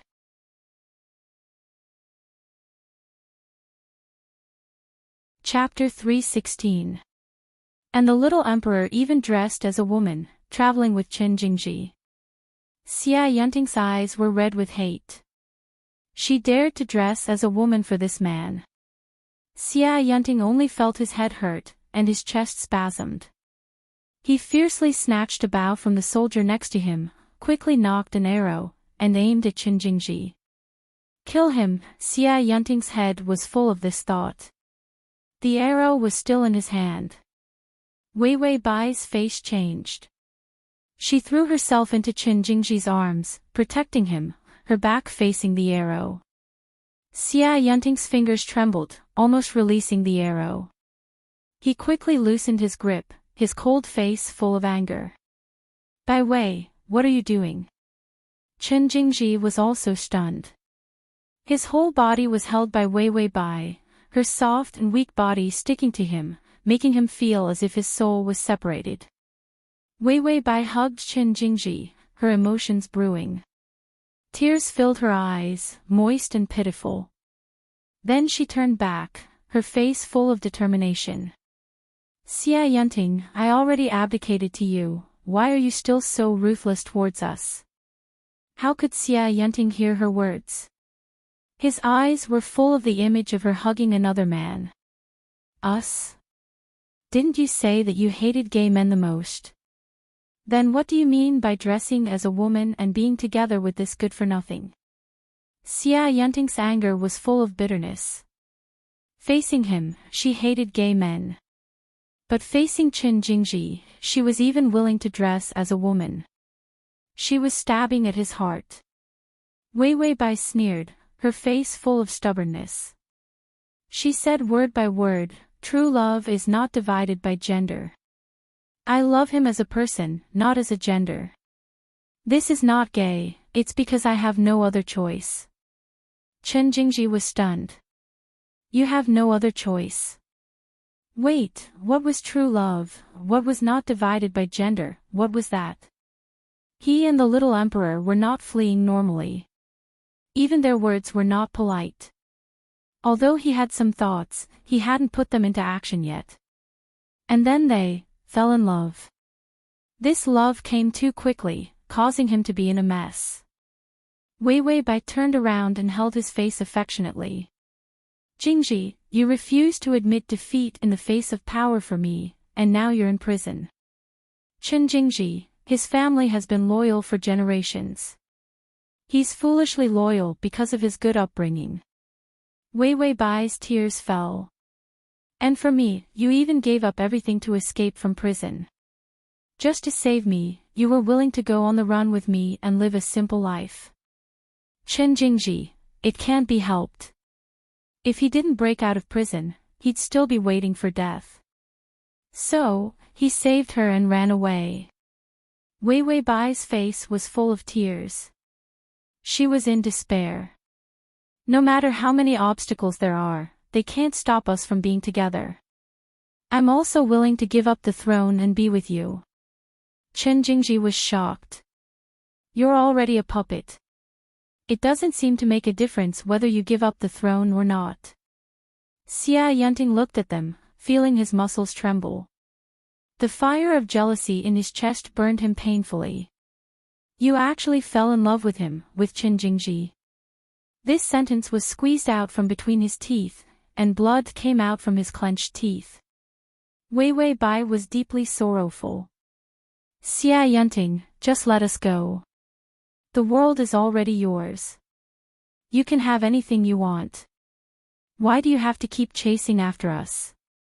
Xia Yunting had never been in such a difficult situation. He wanted to run away so badly. I want the world, what's the use? The rest of his words were stuck in his throat, and he didn't dare to say it. The little emperor looked at him with a calm and disgusted expression. Looking at Chen Jingji's eyes, affectionate and gentle. For the first time, he tasted the feeling of having his heart dug out.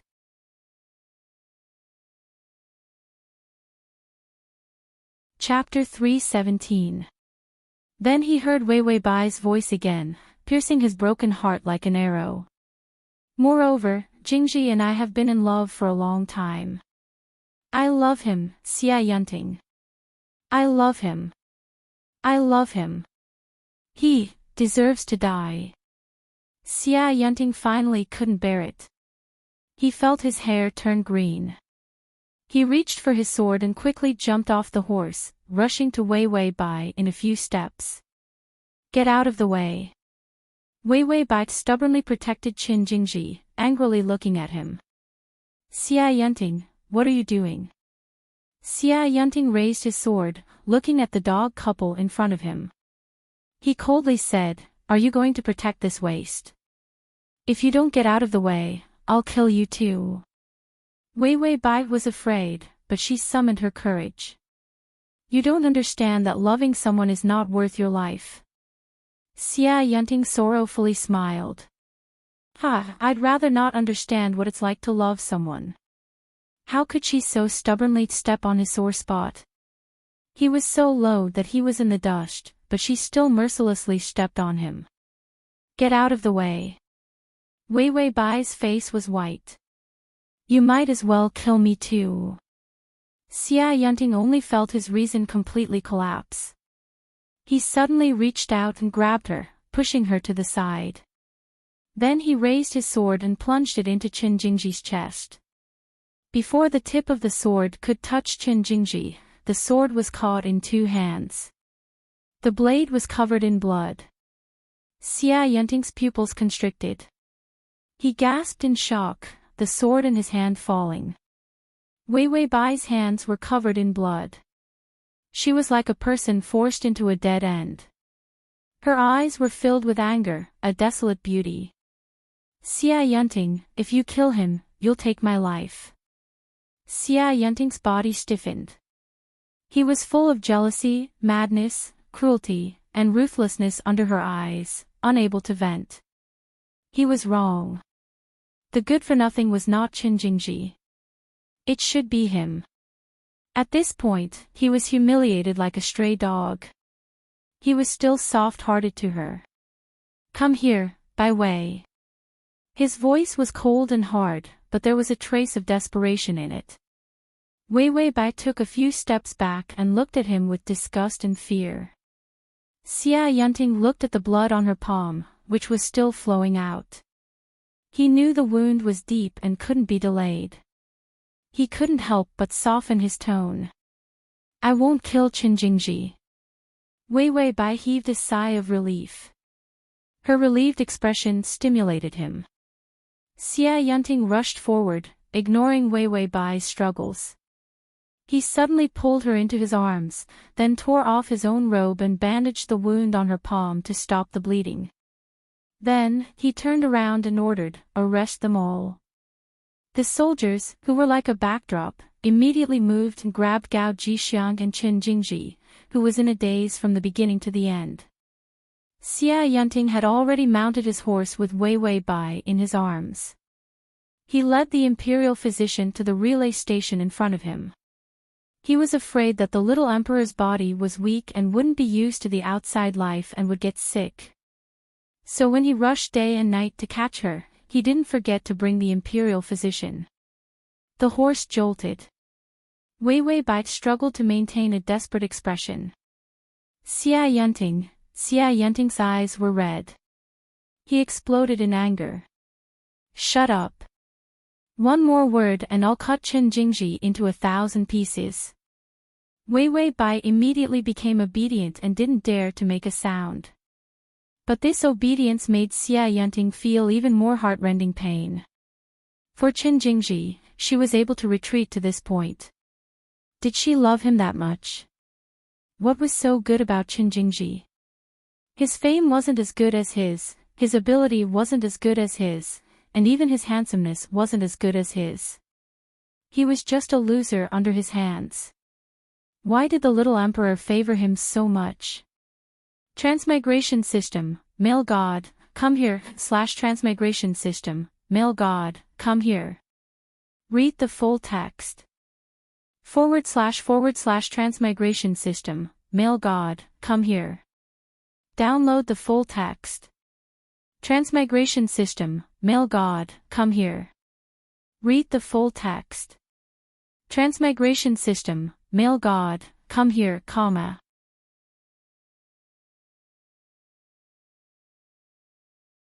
Chapter 318. Chen Jingji did not understand. Your Majesty, she loves me. How could he not know? When did this happen?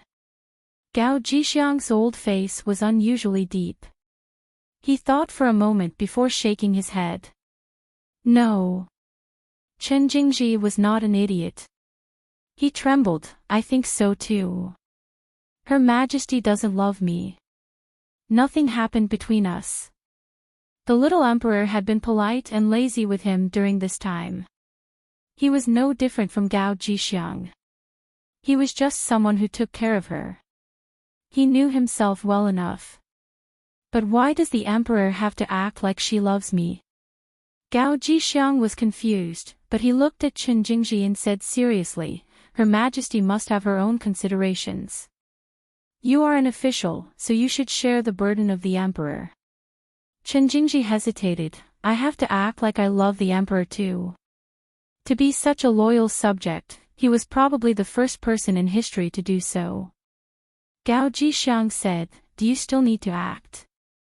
Chen Jingji was stunned. He suddenly blushed and awkwardly turned away from Gao Jixiang. Gao Jixiang said, Young man, don't fall for it. Chen Jingji did not dare to say anything. He blushed even harder. Your Majesty, she's a girl. He suddenly said softly. He was not blind. She had been wearing female clothes all this time. That sweet smile, she could not be a man. Gao Jixiang said, You won't be loyal if she's a girl. Chen Jingji was silent for a while before saying, I was loyal before because of loyalty and etiquette. Now I'm loyal, but I have no choice. He had no choice but to be devoted. In the relay station, the system was holding an ice cream bucket. It felt like its worldview had been shattered. The host suddenly hugged a random passerby and acted out an abusive love drama. It was scared out of its wits. Wei Wei Bai quietly reached out her hands and bandaged them for the imperial doctor. She said to the system, I have no choice. I can't hug Gao Jixiang like I'm dying. Although I don't mind, the acting effect won't be good. The system said, Fuck, the pace is too fast, my IQ can't keep up. Wei Wei Bai, there's no other way. I have to find a proper reason to openly seduce Xia Yunting. The system asked, a legitimate reason. Wei Wei Bai, for example, my lover was locked up by Xia Yunting. He used my lover to threaten me to take off my clothes or something. I finally dared to take them off without fear of him imagining that I like him. In the future, she would do anything to please or seduce him. Xia Yunting would only think that she did it for Qin Jingji. He wouldn't think that she liked him. If he didn't do something big, how would he get the favorable impression points? Host, how is this serious?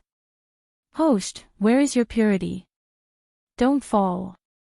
Wake up. Wei Wei Bai suddenly frowned. The wound hurt unexpectedly. Xia Yunting immediately glared at the imperial physician. Why are you using so much force? Do you want to kill the emperor?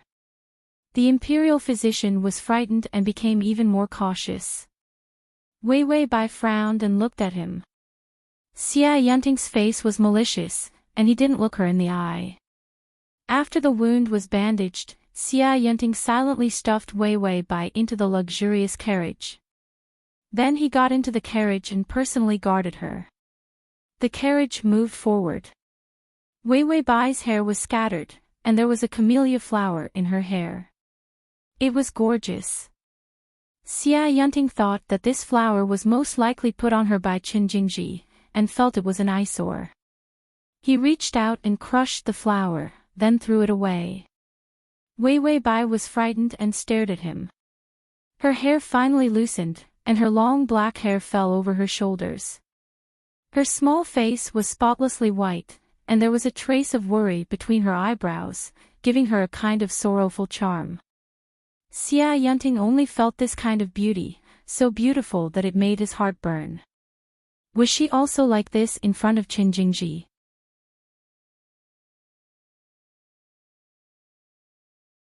Chapter 319. She was like a person made of snow. A beauty without a trace of flaw. She seemed to be waiting for a response. After struggling a few times, she finally raised her body and softly kissed him. One touch and then parted. Not giving Xia Yunting any time to react. Xia Yunting was sluggish for a moment before he reached out and touched his lips. This was the first time she took the initiative to kiss him. He didn't know what to feel, but his heart was in chaos. It jumped so hard that even breathing was difficult. Ding, the male lead's favorability has increased to 85. After Wei Wei Bai kissed him, she immediately bowed her head, her face a little pale. I won't see him, let him go. Her words pulled Xia Yunting back to reality. It was Qin Jingji again. For a Qin Jingji, she could actually lower herself to this point. Before, she wouldn't beg for her life. Now, for a man, she was willing to compromise. Xia Yunting felt his eyes turn red, but it wasn't anger, but a kind of sour embarrassment. Wei Wei Bai's eyes dimmed. She sighed, full of sadness. Xia Yunting couldn't stand her half-dead appearance. You care about him that much? Wei Wei Bai's dim eyes flashed with a soft light. He is a very important person to me. Speaking of Qin Jingji, her eyes were filled with happiness. Xia Yunting was caught off guard and was stuffed with a large amount of poisonous dog food. His heart was poisoned to the point of bleeding. He sneered, but found that his smile was terrifyingly stiff. This was the first time he wanted to kill someone. His words were squeezed out from between his teeth. If you don't run away, he won't die. Wei Wei Bai immediately nodded. I won't go anywhere, really. He knew that she said this because of Qin Jingji, but Xia Yunting sadly found that even this sentence could soften his heart. She wouldn't go anywhere, she could only stay by his side. How good. Xia Yunting suddenly reached out and covered her eyes, lowering his head to cover her lips. He didn't want to see the disgust in her eyes. The sweet and soft feeling made him want to go deeper. But he found that her body had stiffened again. After kissing for a while, she almost burned herself. However, she was still as cold and hard as ever. She was even resisting. Xia Yunting smiled bitterly, released her, and then pressed her back into his embrace. There's still a long way to go to the palace. You should sleep first. Seeing her tired expression, he couldn't bear to force her. Wei Wei Bai didn't make a sound, nor did she struggle. She just quietly stayed in his arms. After an unknown amount of time, she was finally tired. She slowly relaxed her body and finally fell asleep in his arms. Xia Yunting held her, listening to her light breathing as she slept. The grief and grievance in his eyes finally appeared. How am I inferior to that trash? I can give you the world. What does he have? A shabby thatched hut. He made you suffer with him. You were obviously the most pampered, but he made you live in a precarious state. How can you suffer like this? Why did you? Xia Yunting muttered to himself for a while, but found himself unable to utter a single word of condemnation. In the end, he had to admit it. He had fallen. He just liked her. He liked her very much. Wei Wei Bai sat in a carriage for several days before finally seeing the palace gates. Chen Jingji and Gao Jixiang were both in prison. Wei Wei Bai's identity was still the same. She was still the emperor. Xia Yunting had no intention of exposing her, but when she returned, she found that the palace had been renovated. It looked more gorgeous, more comfortable. In any case, the best things were stuffed into her palace. The difference was that the beds seemed to be a lot bigger.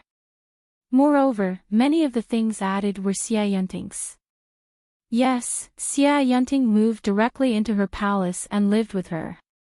Download the https://www.sashu.com/ Download the full article, https://www.sashu.com// Download the full article, https://www.sashu.com. Download the full article, https://m/sashu.com.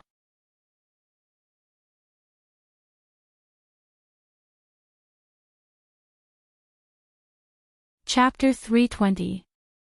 The palace maids and eunuchs were all Xia Yunting's trusted aides. Although Xia Yunting was cold on the surface, he still cared about Wei Wei Bai's reaction. But she just looked at him coldly, not protesting. Xia Yunting didn't know whether to be relieved or angry. In any case, he could finally tie her up in a place he could reach. Your Majesty, it's time to bathe. The palace maid came up and respectfully said to Wei Wei Bai. Wei Wei Bai nodded, then turned and followed the palace maid to the bathing pool.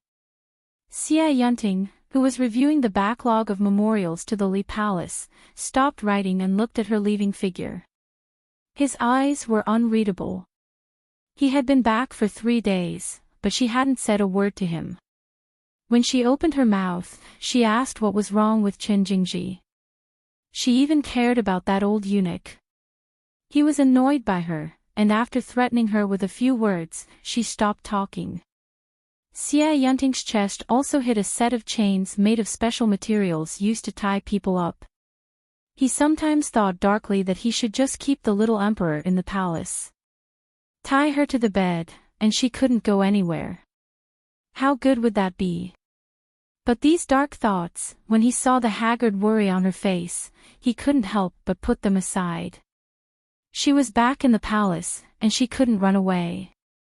He couldn't force her too much. Suddenly, Xia Yunting thought of something. He threw away the brush in his hand and rushed to the bathing pool. Sure enough, he saw a row of palace maids and eunuchs standing by the pool. Even a palace maid was undressing Wei Wei Bai. His eyes immediately turned cold, and he gloomily said, "All of you get out." Whether it was a palace maid or a eunuch, he didn't want her to be seen. The people around him immediately rolled away, leaving no one behind. Leaving behind the half-undressed Bai Weiwei with a blank expression on her face. "What is Tai Fu doing?" Weiwei Bai said expressionlessly. Xia Yunting sneered, "I thought you were mute and didn't remember how to speak," he said as he undressed. Weiwei Bai immediately stepped back in fright, her face ugly. Seeing her like this, Xia Yunting only felt the suppressed anger in his heart about to explode. He raised his eyebrows slightly, his eyes sinister. "This subject heard that the emperor wanted to bathe, so I came to serve the emperor." Weiwei Bai's face turned pale. "No need." Xia Yunting stripped off his clothes and stood naked in front of Weiwei Bai. "There's no need. If it were Chen Jingji, you'd be eager to pounce on him." Jealousy gnawed at his heart day and night, making him look ferocious. Even his words were laced with sarcasm. Weiwei Bai's expression tensed up. "Grand Tutor, please respect yourself." Xia Yunting looked at her coldly, the hatred in his heart growing. He coldly spat out 3 words. "Chen Jingji." As expected, Weiwei Bai looked up. Her eyes were filled with struggle and pain. Then, she took the initiative to take off the rest of her clothes. Her snow-white body exuded a strange allure that was a mixture of innocence and charm. Xia Yunting had been seduced by her when she pretended to be a man. In the end, she turned into a woman. This kind of attraction was 10 times stronger than before. She was the first person who could drive him crazy without doing anything. Xia Yunting felt like he was going to explode. He took several deep breaths, then coldly said, "Bathe." Weiwei Bai immediately fled into the water. Red petals floated on the water, covering her naked body. Because she had a place to hide, she was always relieved. But she didn't know that this kind of looming cover made the heat in Xia Yunting's eyes even more exuberant.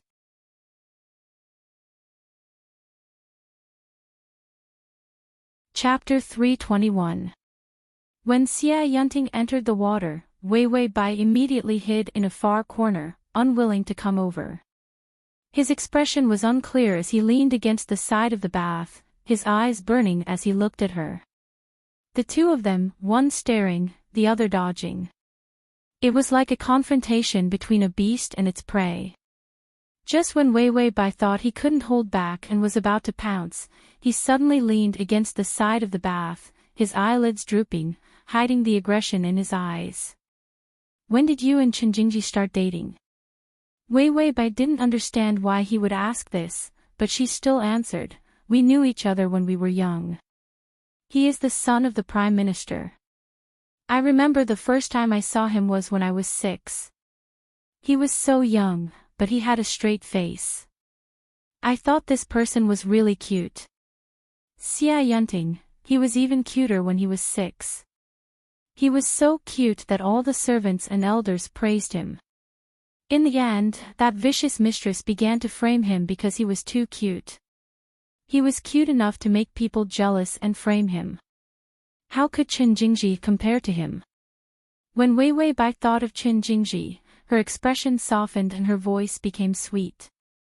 "Although Jingji looked serious, he was very protective of me. At that time, I was playful and couldn't get down from the tree.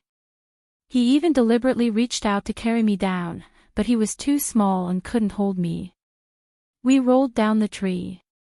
Speaking to this point, she couldn't help but laugh. Xia Yunting was hit in the heart by her lovely smile. He fiercely glared at her. Chen Jingji, that waste, grew up to be a waste, and as a child, he was also a waste. If it were him, he wouldn't let her fall down the tree. Even if she fell, he would use himself as a cushion to catch her. Weiwei Bai finally relaxed when she talked about her beloved. "When I grew up, father wanted to find a teacher for me. He happened to be the top scorer, so I let him teach me. Xia Yunting was angry and sad. He was also the top scorer, and the super top scorer of the Luyuan. Why didn't she choose him? Was it because Chen Jingji became the top scorer a few years earlier than him? Wei Wei Bai smiled sweetly. He taught me many things. We played together, recited poems together, admired the moon and flowers together, drank wine together, and experienced many, many things together.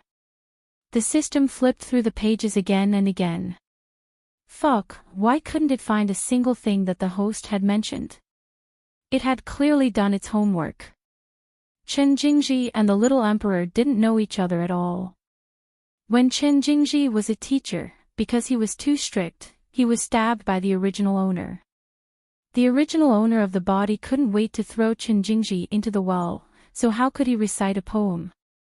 The host was bragging again. The system was expressionless. Wei Wei Bai was still bragging. He's a little shy. I was the one who confessed first. Xia Yunting felt like he was looking for abuse. What did he want to do by bringing up this topic? Besides making himself jealous, what else could he do? He saw the happy smile on her face. Finally, he couldn't hold back his anger and shouted, "That's enough." The smile on Wei Wei Bai's face disappeared and she shut her mouth. Xia Yunting pushed aside the petals in the water, rushed to her in a few steps, and held her in his arms. He pinched her chin, his eyes full of cold malice. "Emperor, you're wrong. You still have one thing that Chen Jingji hasn't let you experience." Wei Wei Bai frowned in confusion. Xia Yunting had already reached out and pressed her against the edge of the bath. He leaned over and said to her, "He hasn't let you become a real woman." Not waiting for Wei Wei Bai to resist, he rubbed her bright face with his fingers, his expression evil. "Since he's a soft egg and can't let you experience the joy of being a woman, let this minister help you." // To facilitate the next reading, you can click the button at the bottom to record this reading.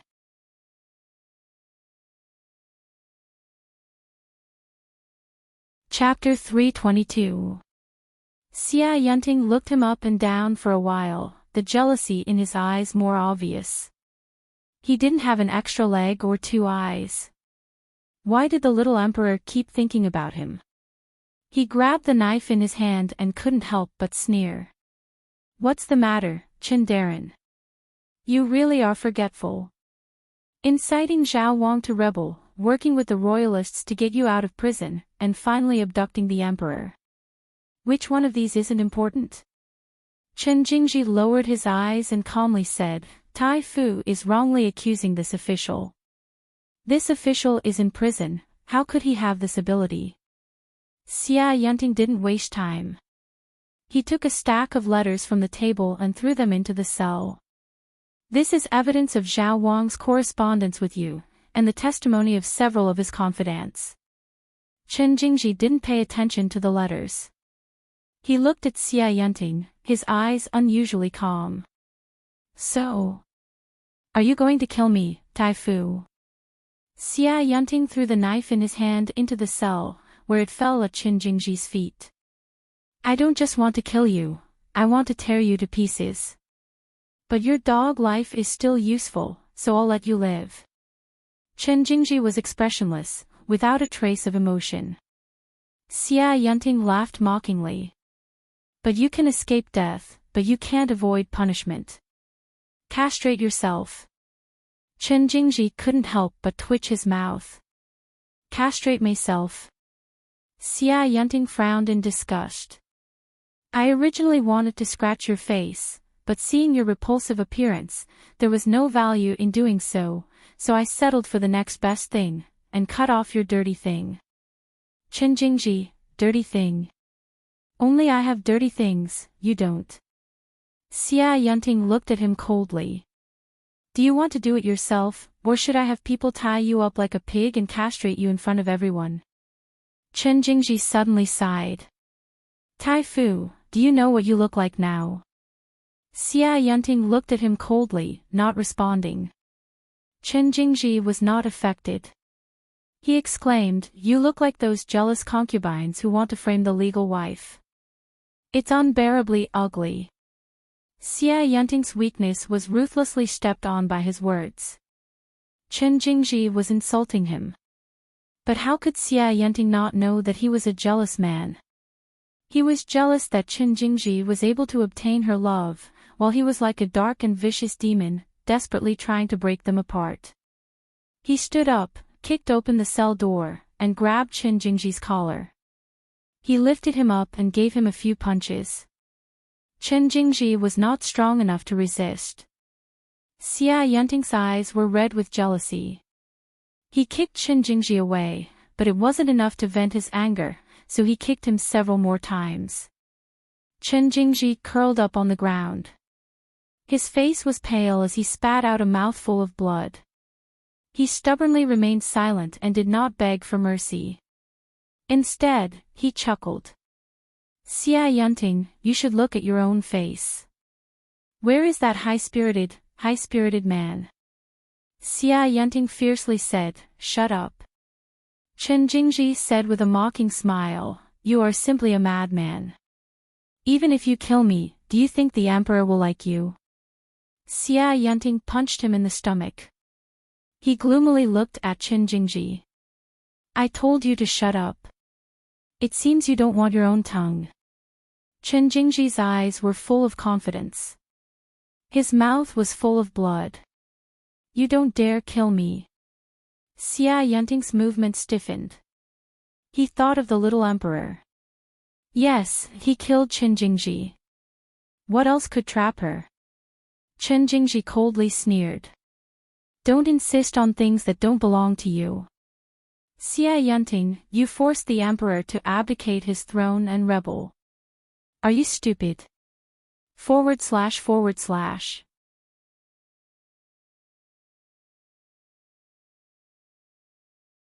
Chapter 323. Xia Yunting only felt his heart being surrounded by a huge sense of powerlessness. He tried to maintain a tough exterior. "Do you think you can have her?"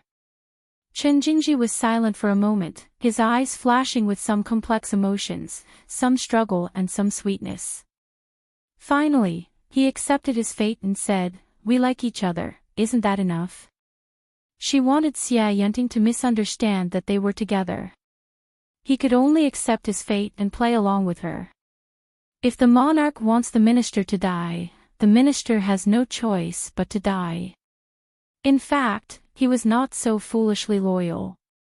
His previous blind loyalty was because he had a purpose, so he pretended to be so. But now... Hey, she didn't want it, but he had to rush forward with his blind loyalty. Xia Yunting saw him like this, and the happiness in his eyes was not fake. His love was not fake. They were really together. Xia Yunting's fingers trembled. He picked up a knife and directly stabbed it into his abdomen. Chen Jingji shuddered in pain. His smile was a bit twisted. "You can't have her even if you kill me." Xia Yunting then realized what he had done. He laughed bitterly. "You're wrong. I can have her. A person without a heart is also good. Who do you think you are? Do you have the ability to fight with me?" Chen Jingji's face was drained of blood, but he was still calm. "You're wrong. It's because I didn't fight that you had the opportunity to reach this point. I'm not worse than you, Xia Yunting." Xia Yunting stood up. He looked at him gloomily. "What's the point of saying such big words? In any case, you lost. The one in the cell is you, not me." Chen Jingji's face was dark and unclear. He coldly said, "The emperor is a woman." Xia Yunting did not look back. "So what?" Chen Jingji covered his abdomen, his hands covered in blood. He said without trembling, "Someone will find out sooner or later." "What are you going to do?" Xia Yunting's murderous aura soared. "I'll kill them one by one." "What's so hard about that?" Chen Jingji laughed twice, extremely weak. I didn't expect you to be so naive. You forced the abdication to this point. If you don't sit on the throne, you can only wait for internal strife. Those who supported Enchanting, which one didn't wait for merit? Only when Enchanting became the emperor could those who followed him become the new emperor. If Enchanting didn't take the lead, how could the people around him agree? At that time, the one who attacked Wei Bai was Enchanting's trusted aide, a loyal hero. Wei Bai had already become a thorn in the side of Enchanting's subordinates. Enchanting walked out of the cell, glancing back at him. This is my business, you don't need to worry about it. Finished speaking, Enchanting went out to instruct a nearby eunuch to call for an imperial physician to treat Jingji. The knife was too short to stab him to death. But the wound was torturous enough. When he returned to the palace, Wei Bai was still asleep. Her eyebrows were tightly knitted together. Her lips were pink and tender, but they had lost their vitality. Enchanting was lying on the edge of the bed, looking at her greedily. He reached out to soothe the worry between her brows. Then, he climbed onto the bed and carefully held her in his arms. Their posture was intimate, but there was also a hint of caution. Wei Bai fell asleep without knowing anything. She was soft and warm in his arms, like a fire that didn't burn people. Enchanting looked at her in the middle of the night. He only felt his irritable mood gradually calm down. Outside, the dew was heavy. Inside, the room was peaceful. For the first time, Enchanting realized what it meant to be peaceful. He belatedly remembered what he had done to her. She had found happiness under him. /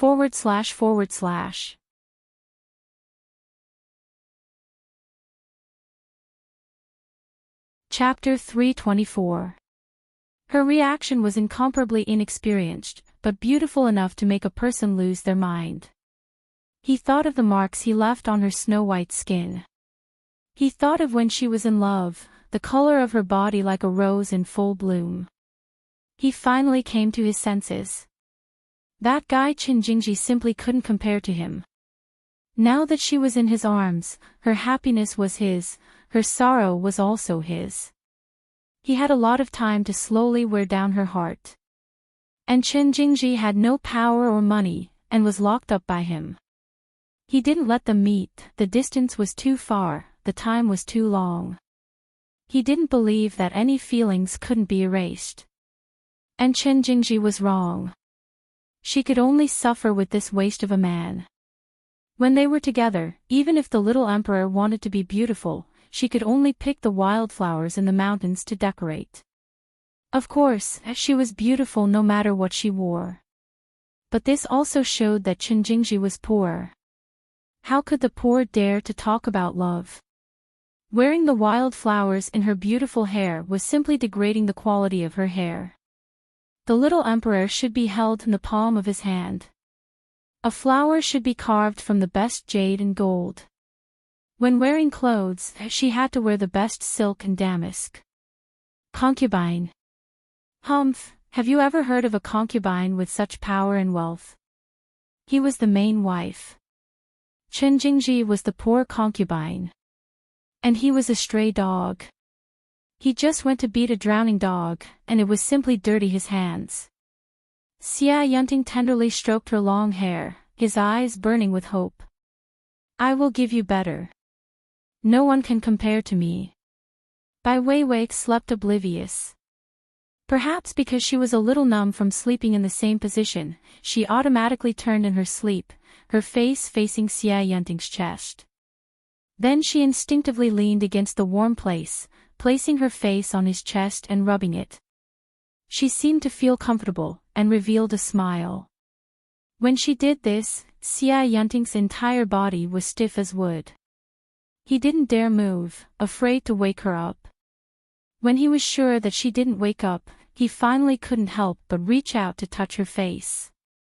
Enchanting touched the smile on her lips, and couldn't help but smile as well. The feeling of happiness came from her chest and from the sound of her breathing. even if there was only a little bit of happiness. But it was enough to make Enchanting happy for a long time. Ding, the male lead's favorability is at 87. The system silently watched from the side, looking at the host sleeping like a dead pig, and then looking at Enchanting laughing like a silly dog.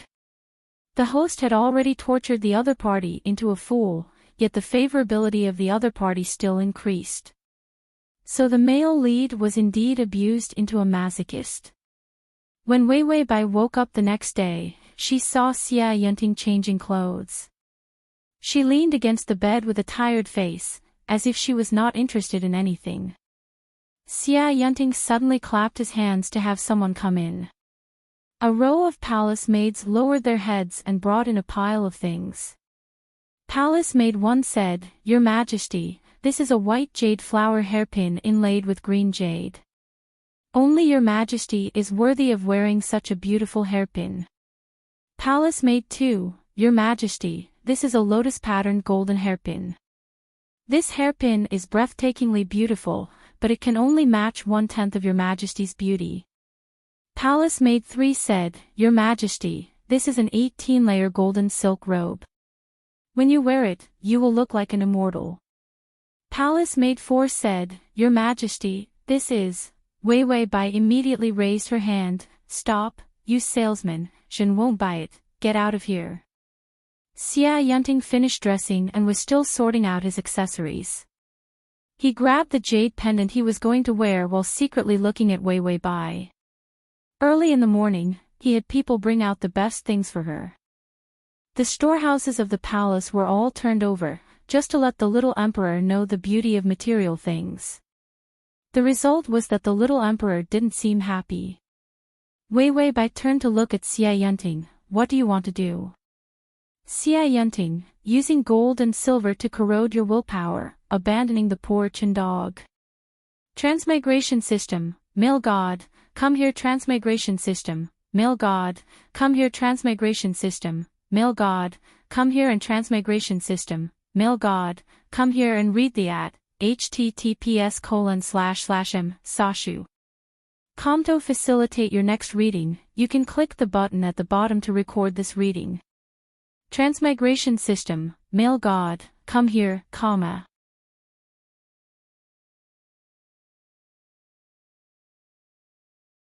Chapter 325.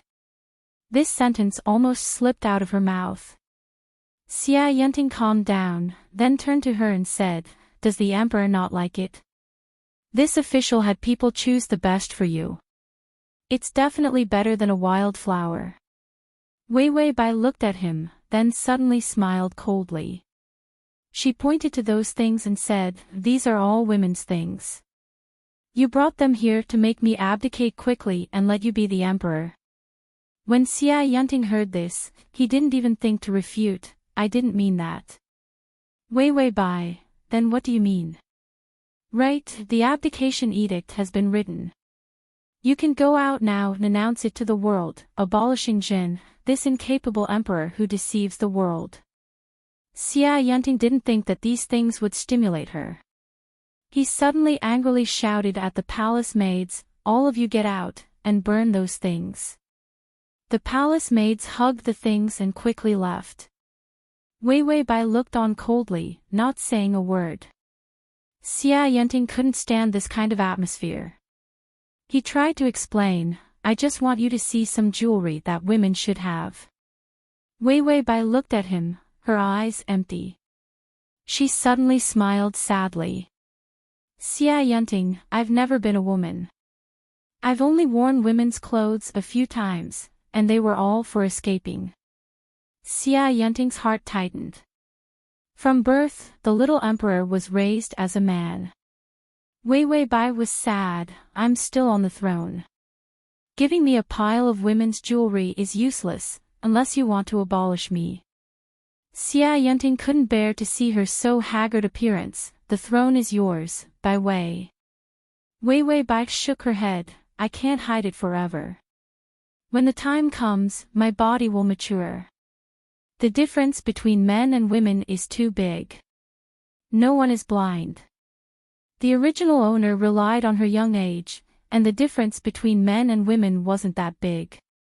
She was a woman, so she couldn't be emperor. This dynasty was still a patriarchal society, and there had never been an empress. Once her identity was discovered, even Enchanting might not be able to withstand the backlash. She suddenly reached out and grabbed his hand. Enchanting, at that time, I'll probably be dead. Enchanting felt his heart twist, and his voice trembled. No, I won't let anything happen to you. Wei Bai, what can you do? You just want me to fake my death, let me return to my female appearance, and then, keep me in the palace as your exclusive property for the rest of my life. Enchanting finally couldn't bear it anymore. The darkness in his eyes thickened, and he pulled her back, pushing her into a nearby chair. He lowered his head and trapped her between the chair and his arms. Listen well, even if you're an exclusive, you're still the noblest exclusive in this world. Even if you're not the emperor, you're still the empress. I won't let anyone surpass you. I'll give you the best, the most beautiful, and the most expensive things in the world. Wei Bai's eyes trembled. Enchanting's eyes were like fire, and his expression was frighteningly serious. So, whether you're the emperor or not, your status won't change. She would always be the first in his heart, no, the only one. Wei Bai finally reacted. She hesitated and said in disbelief, Enchanting, you wouldn't really fall in love with me, right? Enchanting hesitated, and his eyes flashed with a fierce struggle. Finally, he gave up. He lowered his head and placed a soft kiss on her lips. Then he whispered sincerely, yes, I fell in love with you. Ding, the male lead's favorability has increased to 92. Transmigration system, male god, come here. Transmigration system, male god, come here.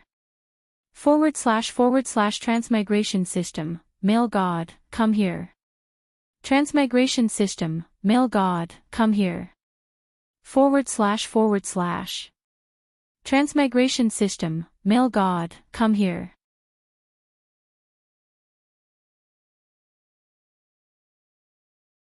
Chapter 326. Wei Bai's eyes drooped, her pale face cold without a trace of emotion.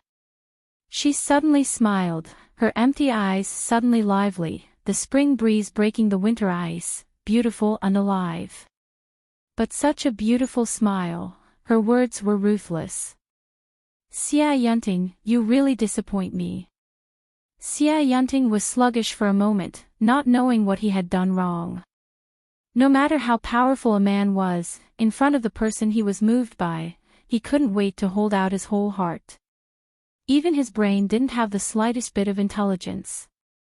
Wei Bai's fingers gently stroked his eyebrows. When I first saw you, you were so stunning. Riding a horse through the streets, high-spirited. Later, you became incomparably intelligent, your style unparalleled. Countless followers followed you. In this world, who doesn't admire Tai Fu? Enchanting didn't expect that in her eyes, he would have such a high evaluation. But when she said these words, there was no trace of admiration in her eyes, not giving him the slightest chance to misunderstand. Wei Bai's smile didn't change, but her tone became more serious. But now what's the difference between you and those petty beauties of the boudoir? Enchanting, a maiden of the boudoir, Wei Bai withdrew her hand, raised her head, and looked at him coldly. Really a stray dog? You like this, what face do you have to love me? You don't carry out reforms, you don't ascend the throne, you're narrow-minded and short-sighted. Besides circling around me, what else have you done? 10,000 arrows piercing the heart was nothing more than this. His burning heart was kicked to the ground without any defense, and then crushed into powder by her disdain. Wei Bai's face was cold. The Tai Fu Darren I once worshipped has become like this, it's really disappointing. Now you don't have the qualifications to love me. Xia Yunting stiffened for a moment, then realized what she was saying. He thought he was mentally prepared to face the little emperor's hatred. But when he opened his most vulnerable place to her, being humiliated and mocked by her would still cause him so much pain that he wished he was dead. Xia Yunting retreated a few steps in a daze. He stared at her blankly, but he could only see coldness in her eyes. If I don't deserve to love you, does Qin Jingji deserve it? Wei Wei Bai smiled sweetly. Between me and him, there's no need to talk about being compatible. It was intimate and gentle. She treated him the same as she treated Qin Jingji. One was the filth in the swamp, while the other was the treasure of the heavens. Xia Yunting laughed bitterly. Aren't you afraid that I'll kill Qin Jingji? Wei Wei Bai looked at him coldly. Then I will die with him. We are companions on the road to the underworld. We can meet again in the next life. Xia Yunting was finally provoked by her. He could no longer suppress his grief and madness. He reached out and grabbed her arm. He dragged her to the bed and pushed her onto it. Wei Wei Bai was dizzy from the fall. When she finally sobered up, she looked up. But she saw Xia Yunting's face full of ruthlessness. He walked over with the thin chain in his hand. Wei Wei Bai's face changed. Without thinking, she jumped out of bed to escape. But her movements were not as fast as Xia Yunting. He arrived in front of her and pushed her back onto the bed. Wei Wei Bai crawled into the bed in horror. Xia Yunting, what are you doing? Xia Yunting did not say a word. He reached out and grabbed her white and slender ankles. He dragged her out. She could not struggle. The chain was connected to the shackles. They coldly shackled her ankles. Crossing system, male god, come here. / crossing system, male god, come here. / crossing system, male god, come here. Crossing system, male god, come here. Crossing system, male god, come here.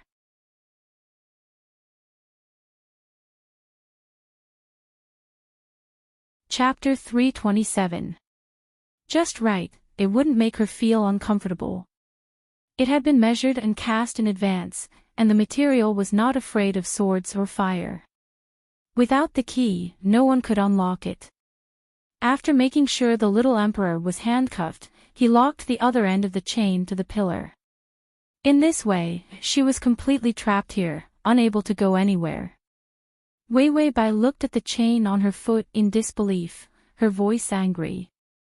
What are you doing? Imprisoning me. Xia Yunting came in front of her, his face full of malice. Without a word, he lowered his head and kissed her. This kiss was fierce and confining, entangling her until she couldn't breathe, her whole body trembling. This kiss was long and torturous. By the time it was over, Wei Wei Bai's face was pale, her eyes shrinking. Xia Yunting also gasped for breath. He carefully stroked her eyebrows, her lips, her collarbone, her skin, her everything. Wei Wei Bai struggled, but couldn't. She began to soften and beg for mercy, but he didn't care. He just stroked her, but didn't take any further action. Wei Wei Bai began to doubt life. In the end, she was about to fall asleep. In the end, Xia Yunting suddenly stopped and hugged her. She belatedly realized that his whole body was trembling, his tears wet her shoulder. He was crying. Wei Wei Bai couldn't help but reach out to pat him on the back, but hesitated, then took it back. Her heart was touched for a moment, but it was just a flash, and then disappeared. She was still calm and rational. And the coldly observing system also let out a sigh of relief, and increased the effect of the emotional stripper. Xia Yunting didn't know how long he held her. When he finally had the strength, he got up again, then turned and walked out step by step. His voice was cold and calm, each word like a dripping blade. From today on, you will stay here, you can't go anywhere. You can think of ways to escape, but... He had already walked to the door, and coldly turned his head. The sunlight outside shone in, clearly illuminating his grave and stern features. But you'll never run away from me. Even if this palace can't trap you, I can still use the heavily guarded palace as a cage. If the palace isn't big enough, then I'll use this world to trap you. Wei Wei Bai felt like she had awakened a lone wolf. No, it was a tyrant. Xia Yunting coldly sneered. Since you don't want my love, as long as I return to being that ambitious leader, then I'll overturn this world for you to see. Wei Wei Bai frowned. What are you doing? Xia Yunting said sarcastically, do what I should have done from the start, change this country's surname. After saying that, he ignored her and walked out. Then, Wei Wei Bai heard him vaguely instructing someone outside. It was nothing more than strengthening the security and forbidding anyone from entering or leaving the palace. Wei Wei Bai confirmed that Xia Yunting had really left.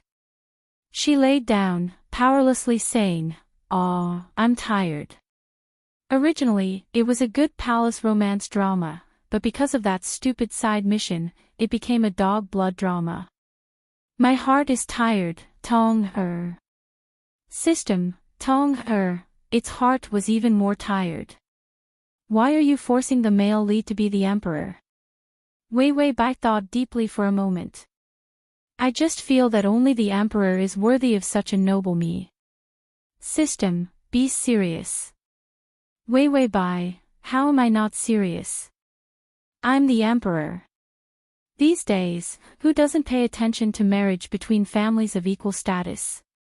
Of course the emperor needs to be matched with the emperor. Poor people don't have good endings with rich families. System. So, it's been abused like this. This plot of equal status, how could it have a good ending? To facilitate your next reading, you can click at the bottom to record this reading.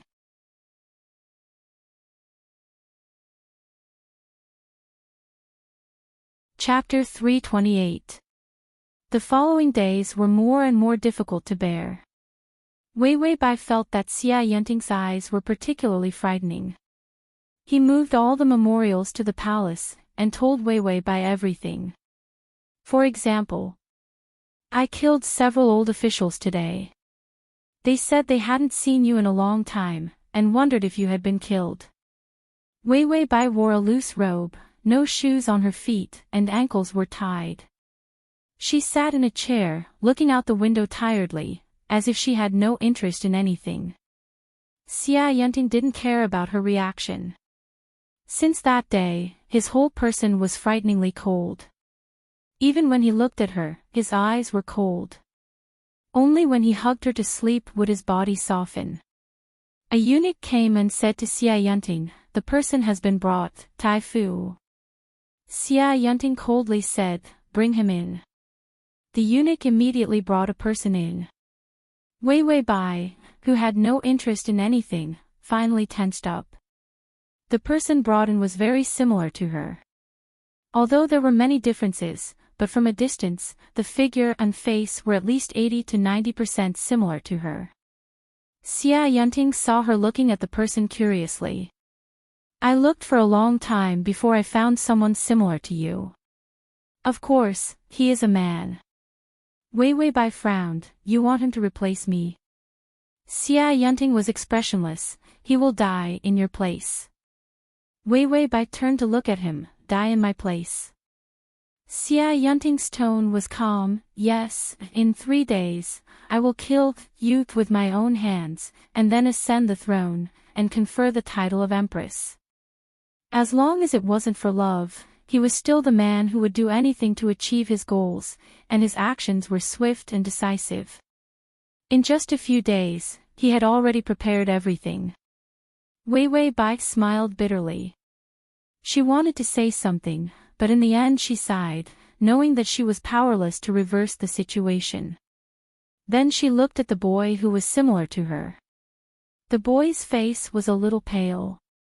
Although he was afraid, he didn't make a sound. He seemed to know that struggling was useless. She looked at him for a while and was about to say something. Enchanting threw down his pen. "What are you still standing here for? Get out." The eunuch immediately left with his men. During this period of time, the people in the palace were living in an abyss of suffering. The Grand Tutor had a bad temper every day. Enchanting didn't look at Wei Wei Bai, fearing that he would see mockery and ridicule on her face. He was still fed up with the feeling of his heart being trampled on. Therefore, he would not reveal his feelings. Even if he was jealous of the substitute just now, he could let her take a few more glances at him. Enchanting himself was having a hard time, and he didn't want Wei Wei Bai to have a good time either. He added, "Chen Jingji will also participate in our coronation ceremony, but as a prisoner." Wei Wei Bai's face turned pale. She clenched her fists but didn't say anything. Seeing her like this, Enchanting snorted coldly. 3 days passed just like that. The system reminded him, "It's almost time." Wei Wei Bai was dragged by someone to put on her clothes. "It's okay. I'm sure I can finish brushing up on my favorability points." After putting on her clothes, she leisurely walked out.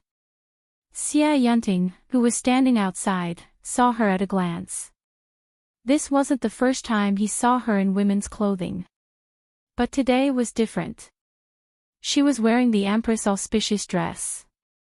The red dragon and phoenix robe swayed with her steps. Her figure was graceful, and her every move was refined and noble. Her face was indifferent. Under her slender eyelashes, her eyes were as clear as glass, beautiful and brilliant. His heart thumped. Enchanting only felt like he was a thief who had stolen a pearl. He was terrified, but rejoiced. This person was his. Ding, the male lead's favorability has increased to 95.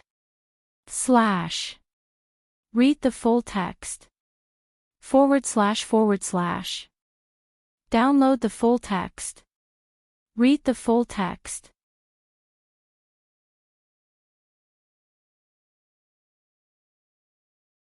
Chapter 329. Enchanting still hadn't put on the emperor's robes because he still had something to do. Zhao Wang was already dead. The military power had fallen into his hands. The court had been purged from top to bottom. And the people of the world, because the previous emperor was mediocre and useless, and he was addicted to women, causing the people to have no way to make a living. As for Enchanting taking the throne, no one protested. The dynasty had declined to this point. Enchanting was like a savior. If it weren't for Wei Wei Bai, he might have already taken the throne. He took Wei Wei Bai's hand. "From today on, there will no longer be a person called by Wei in this world. You will no longer be the emperor, you will only be my wife, and also the new empress." Wei Wei Bai's fingers were cold, and even her eyes were cold. She was silent. Enchanting's heart was bitter. He would rather hate him, curse him, than see her like this. "Wait for me, I'll come pick you up later." Wei Wei Bai turned to leave and suddenly said, "How long do you want to tie me up?" She moved her foot, and the sound of the chain was heard. Enchanting's footsteps slowed. His heart was still a bit uneasy, but thinking that she couldn't escape, he walked back. He reached out and picked her up, placing her in a chair. Then he bent down and lifted her foot, taking out the key to unlock the shackles. With the shackles removed, Wei Wei Bai let out a sigh of relief. Enchanting held the chain, softly saying, "If you still run, I will still chain you." Wei Wei Bai suddenly lifted her foot, kicking him in the chest. "Scram, you traitor." Enchanting didn't dodge, forcibly taking her foot. His eyes were still affectionate. "You can beat or scold me as long as you like." Saying this, he stared at her. After seeing enough, he got up and walked out again. The system was silent for a moment, then said, "From gay to masochist, host really didn't have it easy. Wei Bai, did you go far?" System, N. Wei Bai endured the pain and said, "Can't it be cheaper? 3 days, 3 days for a small packet of powder." The system sighed. "Your level is too low. If it weren't for the discount, you wouldn't even have the right to buy the ecstasy potion." Wei Bai said, "Forget it, just sprinkle it." She had no power or influence now, and Chen Jingji had no time to fight with Xiaoyunting, so he couldn't help. As long as there was the slightest possibility of saving herself, she would not ask for help from the system. The system sprinkled the bewitching drug, and all the people in the palace who were looking at her collapsed one by one. Wei Bai immediately walked out. Along the way, she served whoever she met with a bewitching drug. Without any hindrance, they arrived at the morning court. She saw that on the throne, there was a young man who looked like her. He was wearing the emperor's clothes and was sitting there trembling with fear. There were not many people in the main hall. Once the bewitching drug was used, they all collapsed. Today was a ceremony. Xiaoyunting planned to lead the army directly into the palace. Then, he killed the little emperor with a single arrow and crowned himself as emperor. While he was at it, he conferred the title of empress. This was a ceremony that everyone in the world knew about. Xiaoyunting had completely rebelled, and the sky had changed. Compared to the beginning, when he planned to wait until she died, then take the abdication edict and take the throne, he was even more decisive, leaving no way out. Wei Bai had long known that Xiaoyunting was ruthless. However, it was also unexpected that he would be forced to such a vicious state. When the young man saw her, he said in horror, "Did you come to kill me ahead of time?" The puppet knew from the beginning that he would die without a doubt, but his fear did not diminish in the slightest. Wei Bai shook her head, then suddenly curved her lips into a smile. "Come down and change clothes with us." The young man's face was deathly pale. Change clothes." Wei Bai nodded, looking at him with a smile, a calm and elegant appearance. TXT.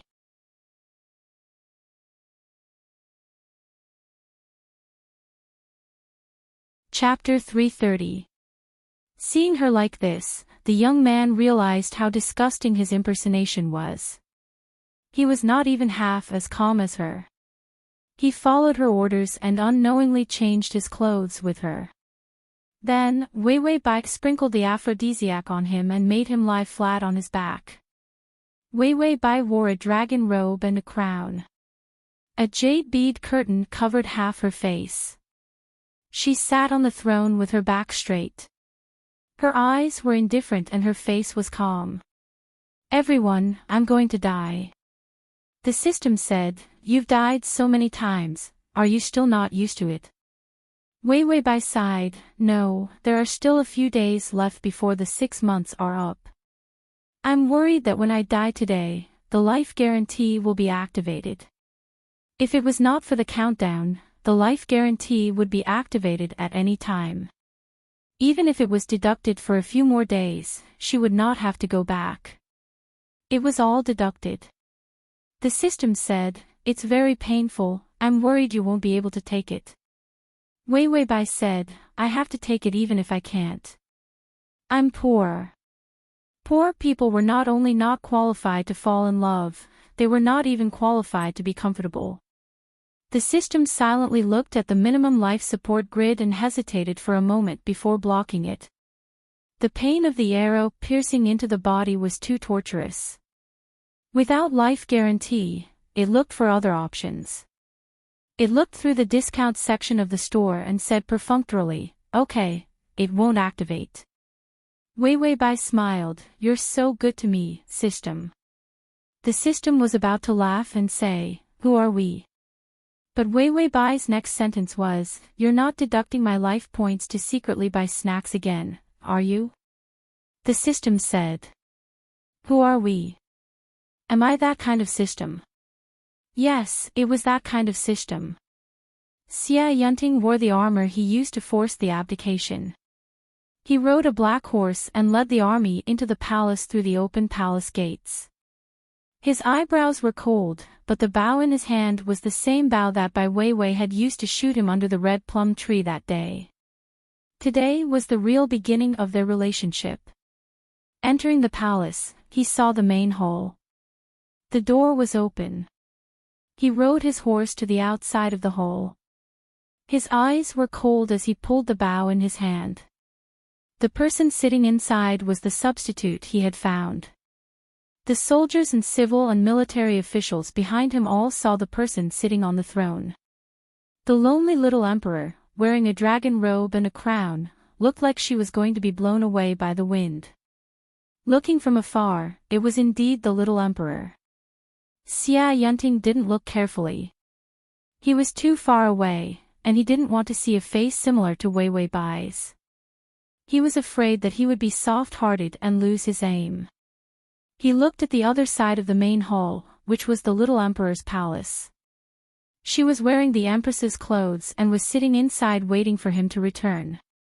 Enchanting heard the sound of chains dragging across the ground and looked back.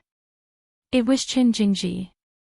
He was wearing a prisoner's uniform, and his legs were cuffed. His face was somewhat haggard. Enchanting smiled and said, "Qin Jingji, you should take a good look. Today is the day I force the palace to kill the emperor, the day I ascend the throne and take my wife." It didn't matter that she didn't like him.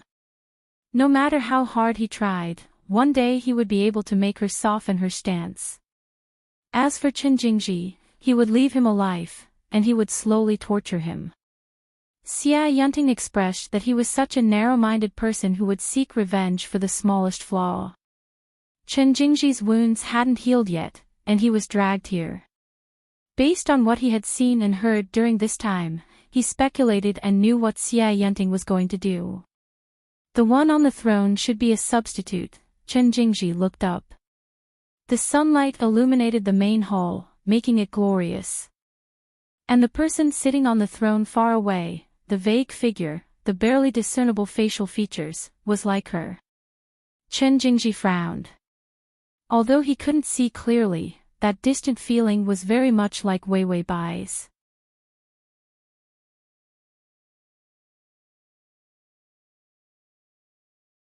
Chapter 331.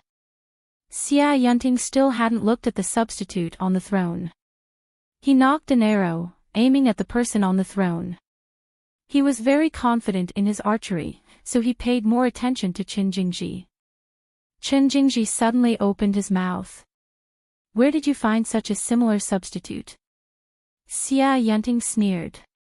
"The world is so big, I can always find one."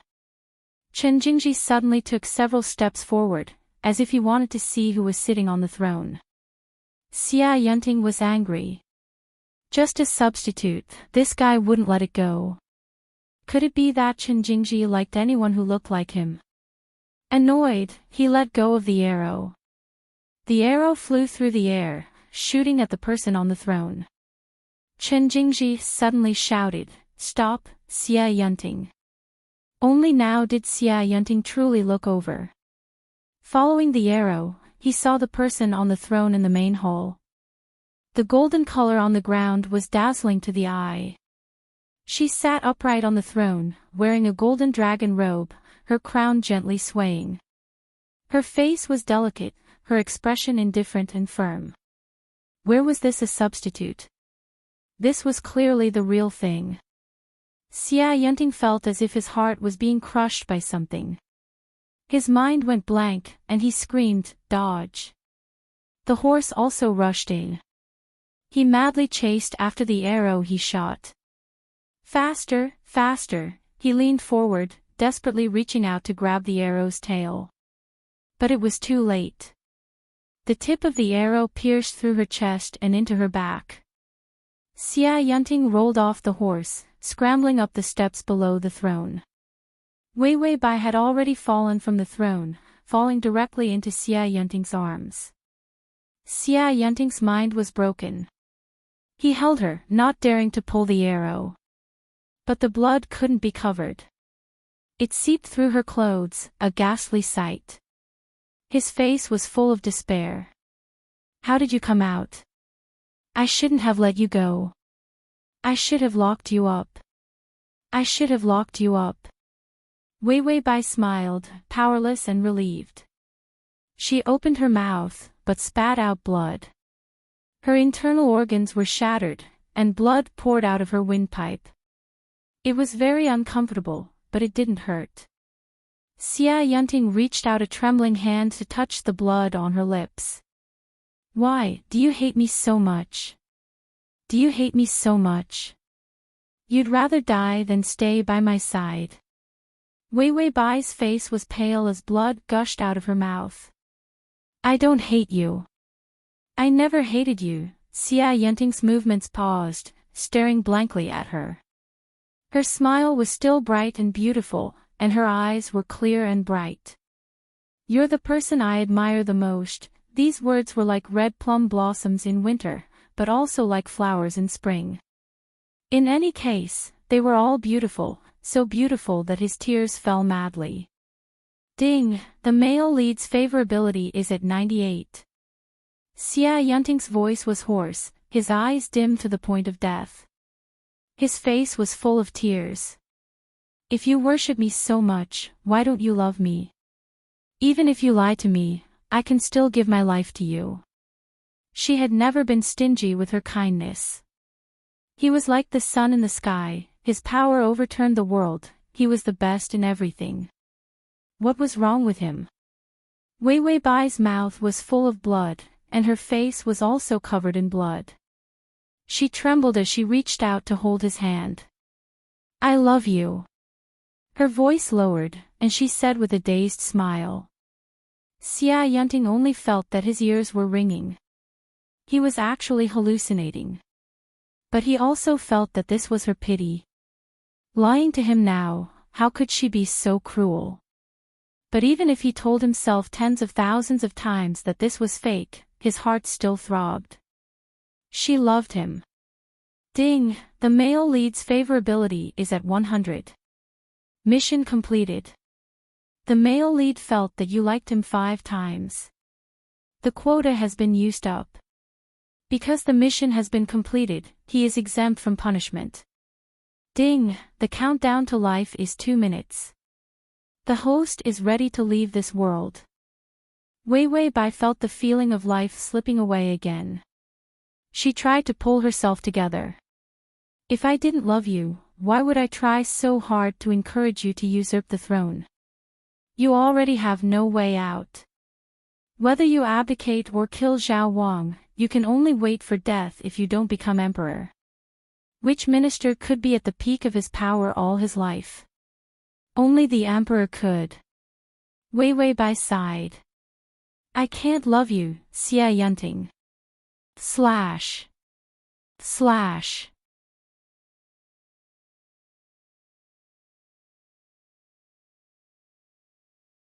Chapter 332. These words were soft and floated helplessly in the air. Xia Yunting was stunned.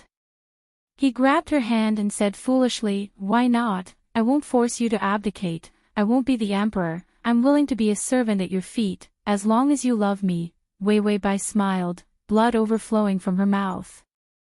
Tai Fu is willing to be a servant. He finally couldn't control himself, and his humble pleas were accompanied by cries. I can do anything for you. You hold on, the doctor is coming. As long as you hold on, I'll be your servant. Wei Wei Bai was so weak that she couldn't see anything. Her body still didn't feel any pain, but the passing of life was not fake. She heard the system's countdown. 10, 9, but I only want Tai Fu to be high above, high-spirited, a life of glory and wealth. When I first saw you, you were the top scorer in high school, riding a horse through the streets, proud of your success. I hid by the railing of a tall building, broke a flower and threw it at your head. You turned around and smiled at me.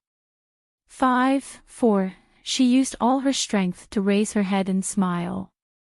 Really, seeing Tai Fu, I'll miss you for life. She smiled faintly and planted one last kiss on his trembling lips.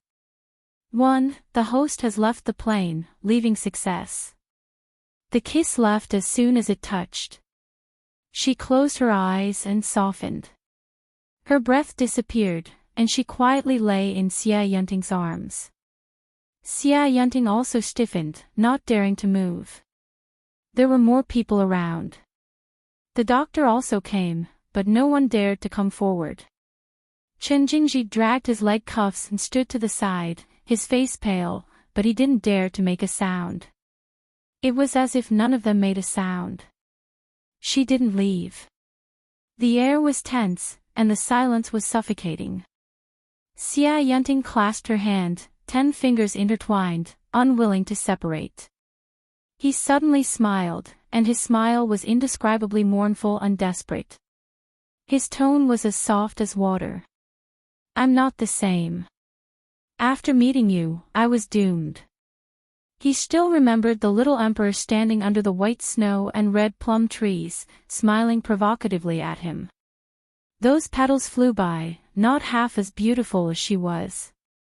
At that time, he wondered how there could be such a good-looking person in this world. When Yi Yuxuan opened her eyes, the despair in her eyes was frightening. He stared blankly at the ceiling. He suddenly realized that he was still in a meeting. He had not slept for nearly 3 days. He had been guarding Wei Wei Bai. Because of an important decision, he had to return to the company for a meeting. This was his mission, a simple mission. From the hospital to here, it took him half an hour to drive and an hour to attend a meeting before he finally returned to the hospital. He had only left Wei Wei Bai for 2 hours. Director Yi, do we need to? Yi Yuxuan just closed his eyes to rest for a while. The meeting was coming to an end.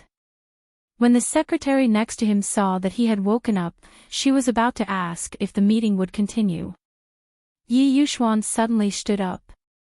He reached for the suit jacket on the back of the chair. Then, he turned around and walked out. Meeting adjourned. His footsteps were somewhat erratic. His head felt like it was being pounded by a hammer, and his head was splitting. There was a voice in his heart that was desperately calling out. Find her. Find her immediately. But he could not remember that woman's face or name at all. Only her voice was familiar. Her voice had almost never changed. Her speed, intonation, and tone could all change. Only her voice didn't change much. He could even simulate the feeling of her voice every time she spoke in his dream. He drove quickly to the hospital. The scenes in his dream along the way were vivid in his mind. It tore at his heart, and it hurt so much that it was bloody.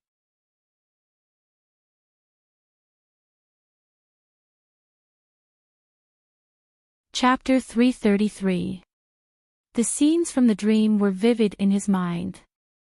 Tearing at his heart, the pain was bloody. The regent's little emperor sequel. When Xia Yunting was 6 years old, he knew what it meant to be sinister. His own mother was drowned alive in the water. He hid in a cave, helplessly watching his mother's body being thrown into the lotus pond. A songstress, no one felt pity for her death. Xia Yunting didn't dare to cry, didn't dare to show his sorrow. Because only in this way could the Xia family's matriarch relax her guard. A sad child with eyes full of hatred couldn't live. He began to learn to live humbly. The servant's humiliation, the matriarch's torture, the family's brother's contempt. It was very difficult for him. He climbed up step by step, each step intertwined with humiliation. He swore he would become a person above others. He wouldn't be trampled under anyone's feet. Year after year passed, he finally held power in his hands. Countless people crowded around him and flattered him. There were even many women who wanted to die for him. Xia Yunting, I can die for you, I only ask you to look at me. Xia Yunting didn't bother to look. Death was death. What he hated the most was this kind of person who loves to and fro at the drop of a hat. If they had time to talk about feelings, it was better to fight for power. His mother was also living well. For his father, she was willing to become a songstress, just to enter the Xie family. Then, he was killed by someone else, and even caused him to lead such a miserable life. He wanted power, he wanted money, he didn't want feelings. Forcing the abdication was also because he wanted to stand at the top, no longer kneeling to anyone. In any case, the emperor was so stupid, and the women in the harem were each more stupid than the next. From planning to success, he had only been planning for a few years. The crown prince was a shadow that almost didn't exist. Cowardly and without opinions, too lazy to even look at him. The first time he had an impression of her was the day she didn't attend court after ascending the throne. He aggressively threatened her. No matter how noble her status was, she was still afraid to see him. This kind of power, the feeling of being able to need the most noble person in the country. This was what he wanted. He walked into the palace, but she threw herself into his arms. It hurts, she nestled softly in his arms like a cloud. He rubbed as much as he wanted, but his fingers couldn't help but relax. Compromising once, compromising again and again. Then, she really hid in her heart. Enchanting even thought that if this person was willing to smile at him, he would be like his pitiful songstress mother, willing to be trampled by her. But even such a humble wish. He couldn't do it. She said that she only wanted him to be high and mighty, high-spirited, and live a life of wealth and splendor. For this, she would rather not love him and risk her life to make him sit on the high seat and not let him down. Enchanting felt that what was the use of these things? She was sitting so high up that she couldn't reach him. He might as well go down into the dust and touch the soles of her shoes. How nice would that be? After having her, even power was trash. Chen Jingji entered the palace and saw Enchanting coughing as he cleaned Wei Wei Bai's memorial tablet. This memorial tablet was made by Enchanting himself. Chen Jingji sneered. I asked the imperial physician. You're depressed in your heart. You reap what you sow, and you're going to die. Enchanting foolishly looked at the tablet in his hand, touching her name on it. Then he carefully put it aside. I let you enter the palace because I want to bury me in the tomb after I die. She's been waiting for me for a long time. Chen Jingji said coldly, she doesn't want to see you, and she's still waiting for you. You think too highly of yourself. Enchanting didn't feel angry at all. Instead, he was happy to die.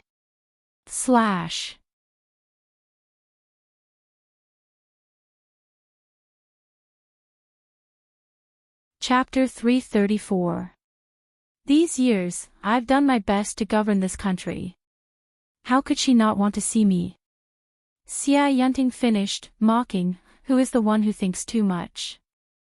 She clearly had nothing to do with you, and you deliberately made me misunderstand. Chen Jingji couldn't refute, because they really had nothing to do with each other. Enchanting lay back on the bed, his face haggard, but his eyes were frighteningly bright. I also want to understand that she always loved me. But she couldn't admit it. I killed her father, her brothers, her family, and forced her to a dead end. At this point, Enchanting laughed at himself. How could she love me, love an enemy who took everything from her? So she always resisted, always hated him. Chen Jingji saw him like this, and said in an evil voice, you really don't deserve her love.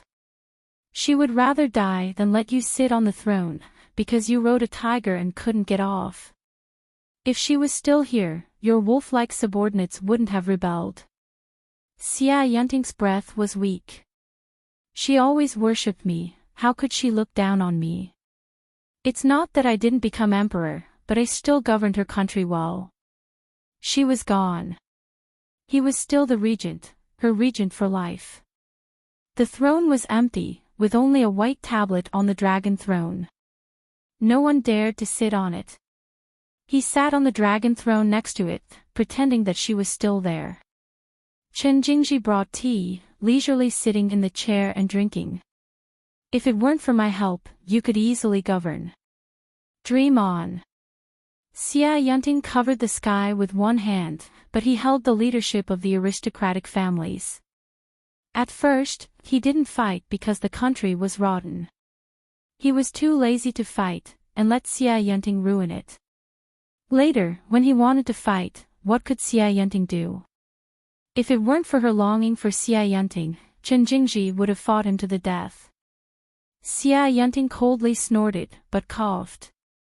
Chen Jingji, go to hell, don't drag it out. She's already gone. This illness couldn't be saved. Xia Yunting laughed. I'll go after her. When Xia Yunting died, white snow swirled in the air and red plum blossoms bloomed in the imperial palace.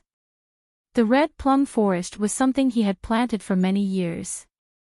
He was a legend of this dynasty. He had won 6 prizes in a row and succeeded in forcing the emperor to abdicate, but he did not become the emperor. He guarded the little emperor who had passed away and was the regent for his entire life. The later generations were amazed, but no one knew the twists and turns in the story. On the night of Xia Yunting's death, Chen Jingji vomited a large mouthful of heart blood. He sighed sadly. It doesn't matter if I'm a few years late. I can't catch up to you anyway. A few years later, he fell ill from overwork and died with a yellowed handkerchief in his hand. It was the one she used to wipe his sweat that year. On the way to escape, in a small hut, she wore camellias on her head. Ruru called him brother. Because of the sudden sound of the horse's hooves, the handkerchief in her hand loosened and fell into his embrace. She forgot to take it back, so he hid it for the rest of his life. He wondered if he would be able to return it to her in his next life. When Yi Yuxuan arrived at the hospital, she suddenly stopped in her tracks. He stood in the corridor with some difficulty breathing, not knowing what he was doing for a moment. His heart was still clenched, and cold sweat kept coming out. This feeling was strange yet familiar.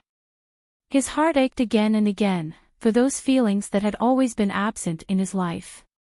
But they appeared little by little. He was like an insensible child, at a loss for what to do in the face of these emotions. Suddenly, a familiar voice came from the corner of the corridor. Where's the phone? I'll call my father to tell him I'm safe, and ask him to help me break off my engagement with that unlucky star. This voice was soft and gentle, just like the woman in his dreams. T.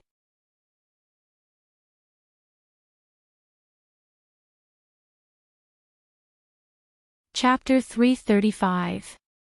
Ding. Strategy successful. Received 1 love point, wish to extend life by 1 month, -5 days of life support. Used 6 bottles of painkillers, -3 days of life, -5 days of snacks, remaining 17 days, please enjoy. The pain of that arrow actually used 6 bottles of painkillers. The last time when she got leukemia, she only used 17 bottles of painkillers, but this time, she used 7 bottles in just a few minutes. No wonder it didn't hurt at all. Wei Wei Bai opened her eyes and saw that she was in the hospital again. She had calmed down. She didn't rush up and scream, nor did she roll off the bed immediately. She needed to talk to the system. Tell me, you've been using my precious life points to buy snacks, there must be a reason. You're not that insensible, system. The system said, I'm hungry. Wei Wei Bai smiled gently, if you're hungry, then spend my life points and kill you. The system was silent for a moment, then pulled a tissue and cried, I need to eat, but the staple food is too expensive. I don't dare to spend too much, so I can only buy snacks. If I don't eat, I'll starve to death. Wei Wei Bai was speechless. The system cried, what can I do? I can't eat and you don't even give me snacks. I'm hungry every day. Wei Wei Bai asked, how much is the staple food? Crying when eating, was she the kind of person who abused the system and didn't give it food? The system said, a system university's meal costs 1 month of life points, but 5 days of snacks is enough. Wei Wei Bai said, you eat snacks. Yes, she was the kind of person who didn't give the system food. 1 month of life points was eaten by the system. What was the point of her living? She might as well strangle herself with a noodle. Wei Wei Bai saw the nurse coming and asked, only then did she know that Bai Changyan was discharged from the hospital without any major problems. Her father seemed to have gone home to get her soup. The nurse said with envy, your boyfriend has been guarding you for 3 days, but he left for a while because he had something to do. Boyfriend? Oh, Yi Yuxuan. Why was he guarding her? Was he waiting to suck her life points? The thief who stole her life points, shameless bastard. Wei Wei Bai got off the bed to look for her phone. She couldn't help nagging the system when she was in the corridor. Where's the phone? I'll call my father and tell him I'm safe, and ask him to cancel my engagement with that jinx. Their auras were similar. If she got too close to that guy, her pitiful 10 days of life would be gone. The system suddenly said, run. Wei Wei Bai was stunned. She stopped her footsteps. What's wrong? Remember, don't talk to Yi Yuxuan. Don't get close to him. Don't let him touch you. Just run as soon as you see him. Wei Wei Bai Lu was Lu Wei Wei then. She looked up and saw a man walking towards her from the end of the corridor. He was wearing black trousers and a white shirt with a suit jacket in his hand. His footsteps were slightly hurried as he stared at her with his deep, bottomless eyes. A frighteningly tense expression appeared on his handsome face. Wasn't that Yi Yuxuan? Then, she heard a sharp warning sound. Ding! Detected original owner Yi Yuxuan. Energy feedback activated. Forcibly giving a lifespan reward of 17 days. 16 days. Wei Wei Bai's expression changed. What was going on? They were clearly still a few meters away. The system immediately screamed, Wei Wei, hurry up and run. His aura is stronger than last time. You can't beat him. If you don't run, all the rewards I gave you will be given to him. Wei Wei Bai cursed. How could there be such an annoying guy in this world? He was simply her jinx.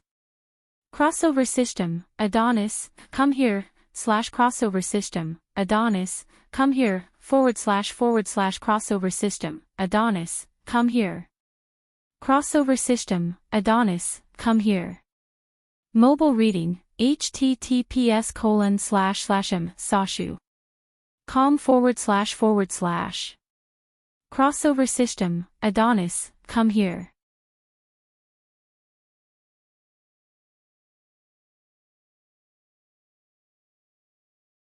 Chapter 336.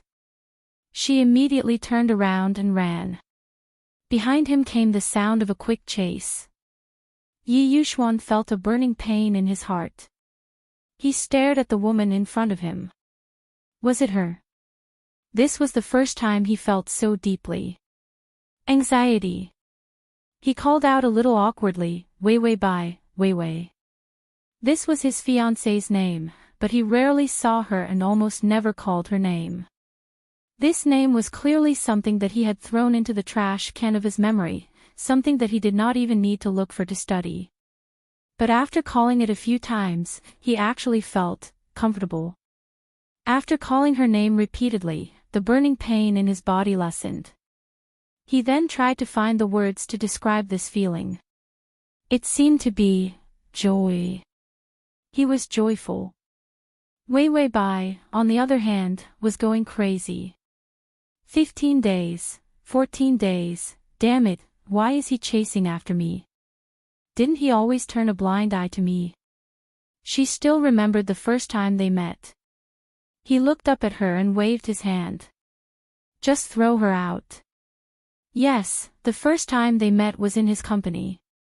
Then she was invited by the security guard, and thrown out. She thought that because she looked scary, she would die in the light and would not be this bastard's fiancé.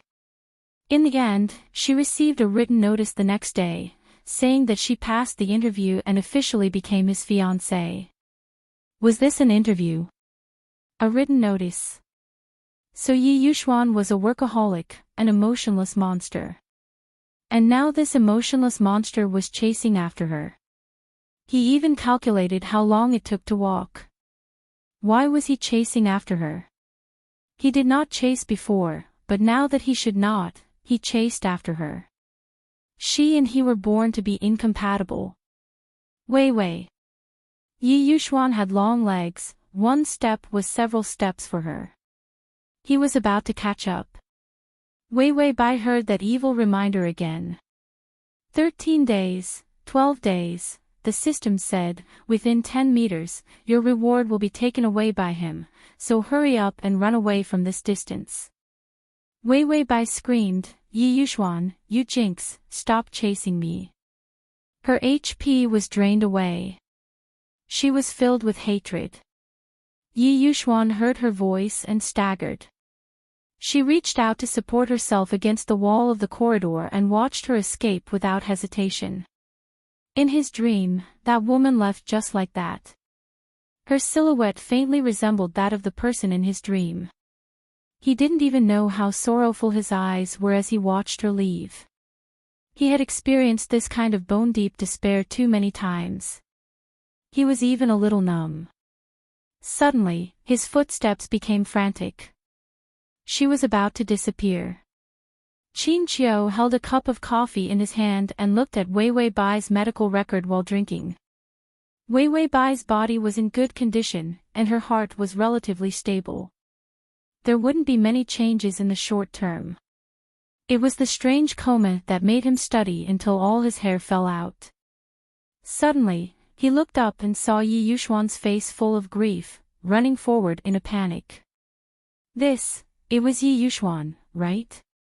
It was that indifferent expression that was actually facial paralysis, deep eyes that were actually dull, elegant steps that were actually as precise as a robot. Yi Yuxuan, right? Qin Qiu was stunned. Hey, Yi Yuxuan. Yi Yuxuan was like a gust of wind. Because he was in the way, she directly used her arm to knock him away. Qin Qiu was knocked against the wall, and the coffee in his hand fell to the ground. He stupidly watched the panic-stricken Yi Yuxuan disappear. Address of the full text, https://www.sashu.com. Download of the full text, https://www.sashu.com. You're tuning into the LoveLore Library YouTube channel. We're so grateful for your support, and don't forget to subscribe to join us on this incredible journey through captivating stories. Your generosity through donations truly makes a world of difference, as it's the primary source of revenue that allows me to expand and enhance this channel for you. Thank you from the bottom of my heart for being a part of this adventure.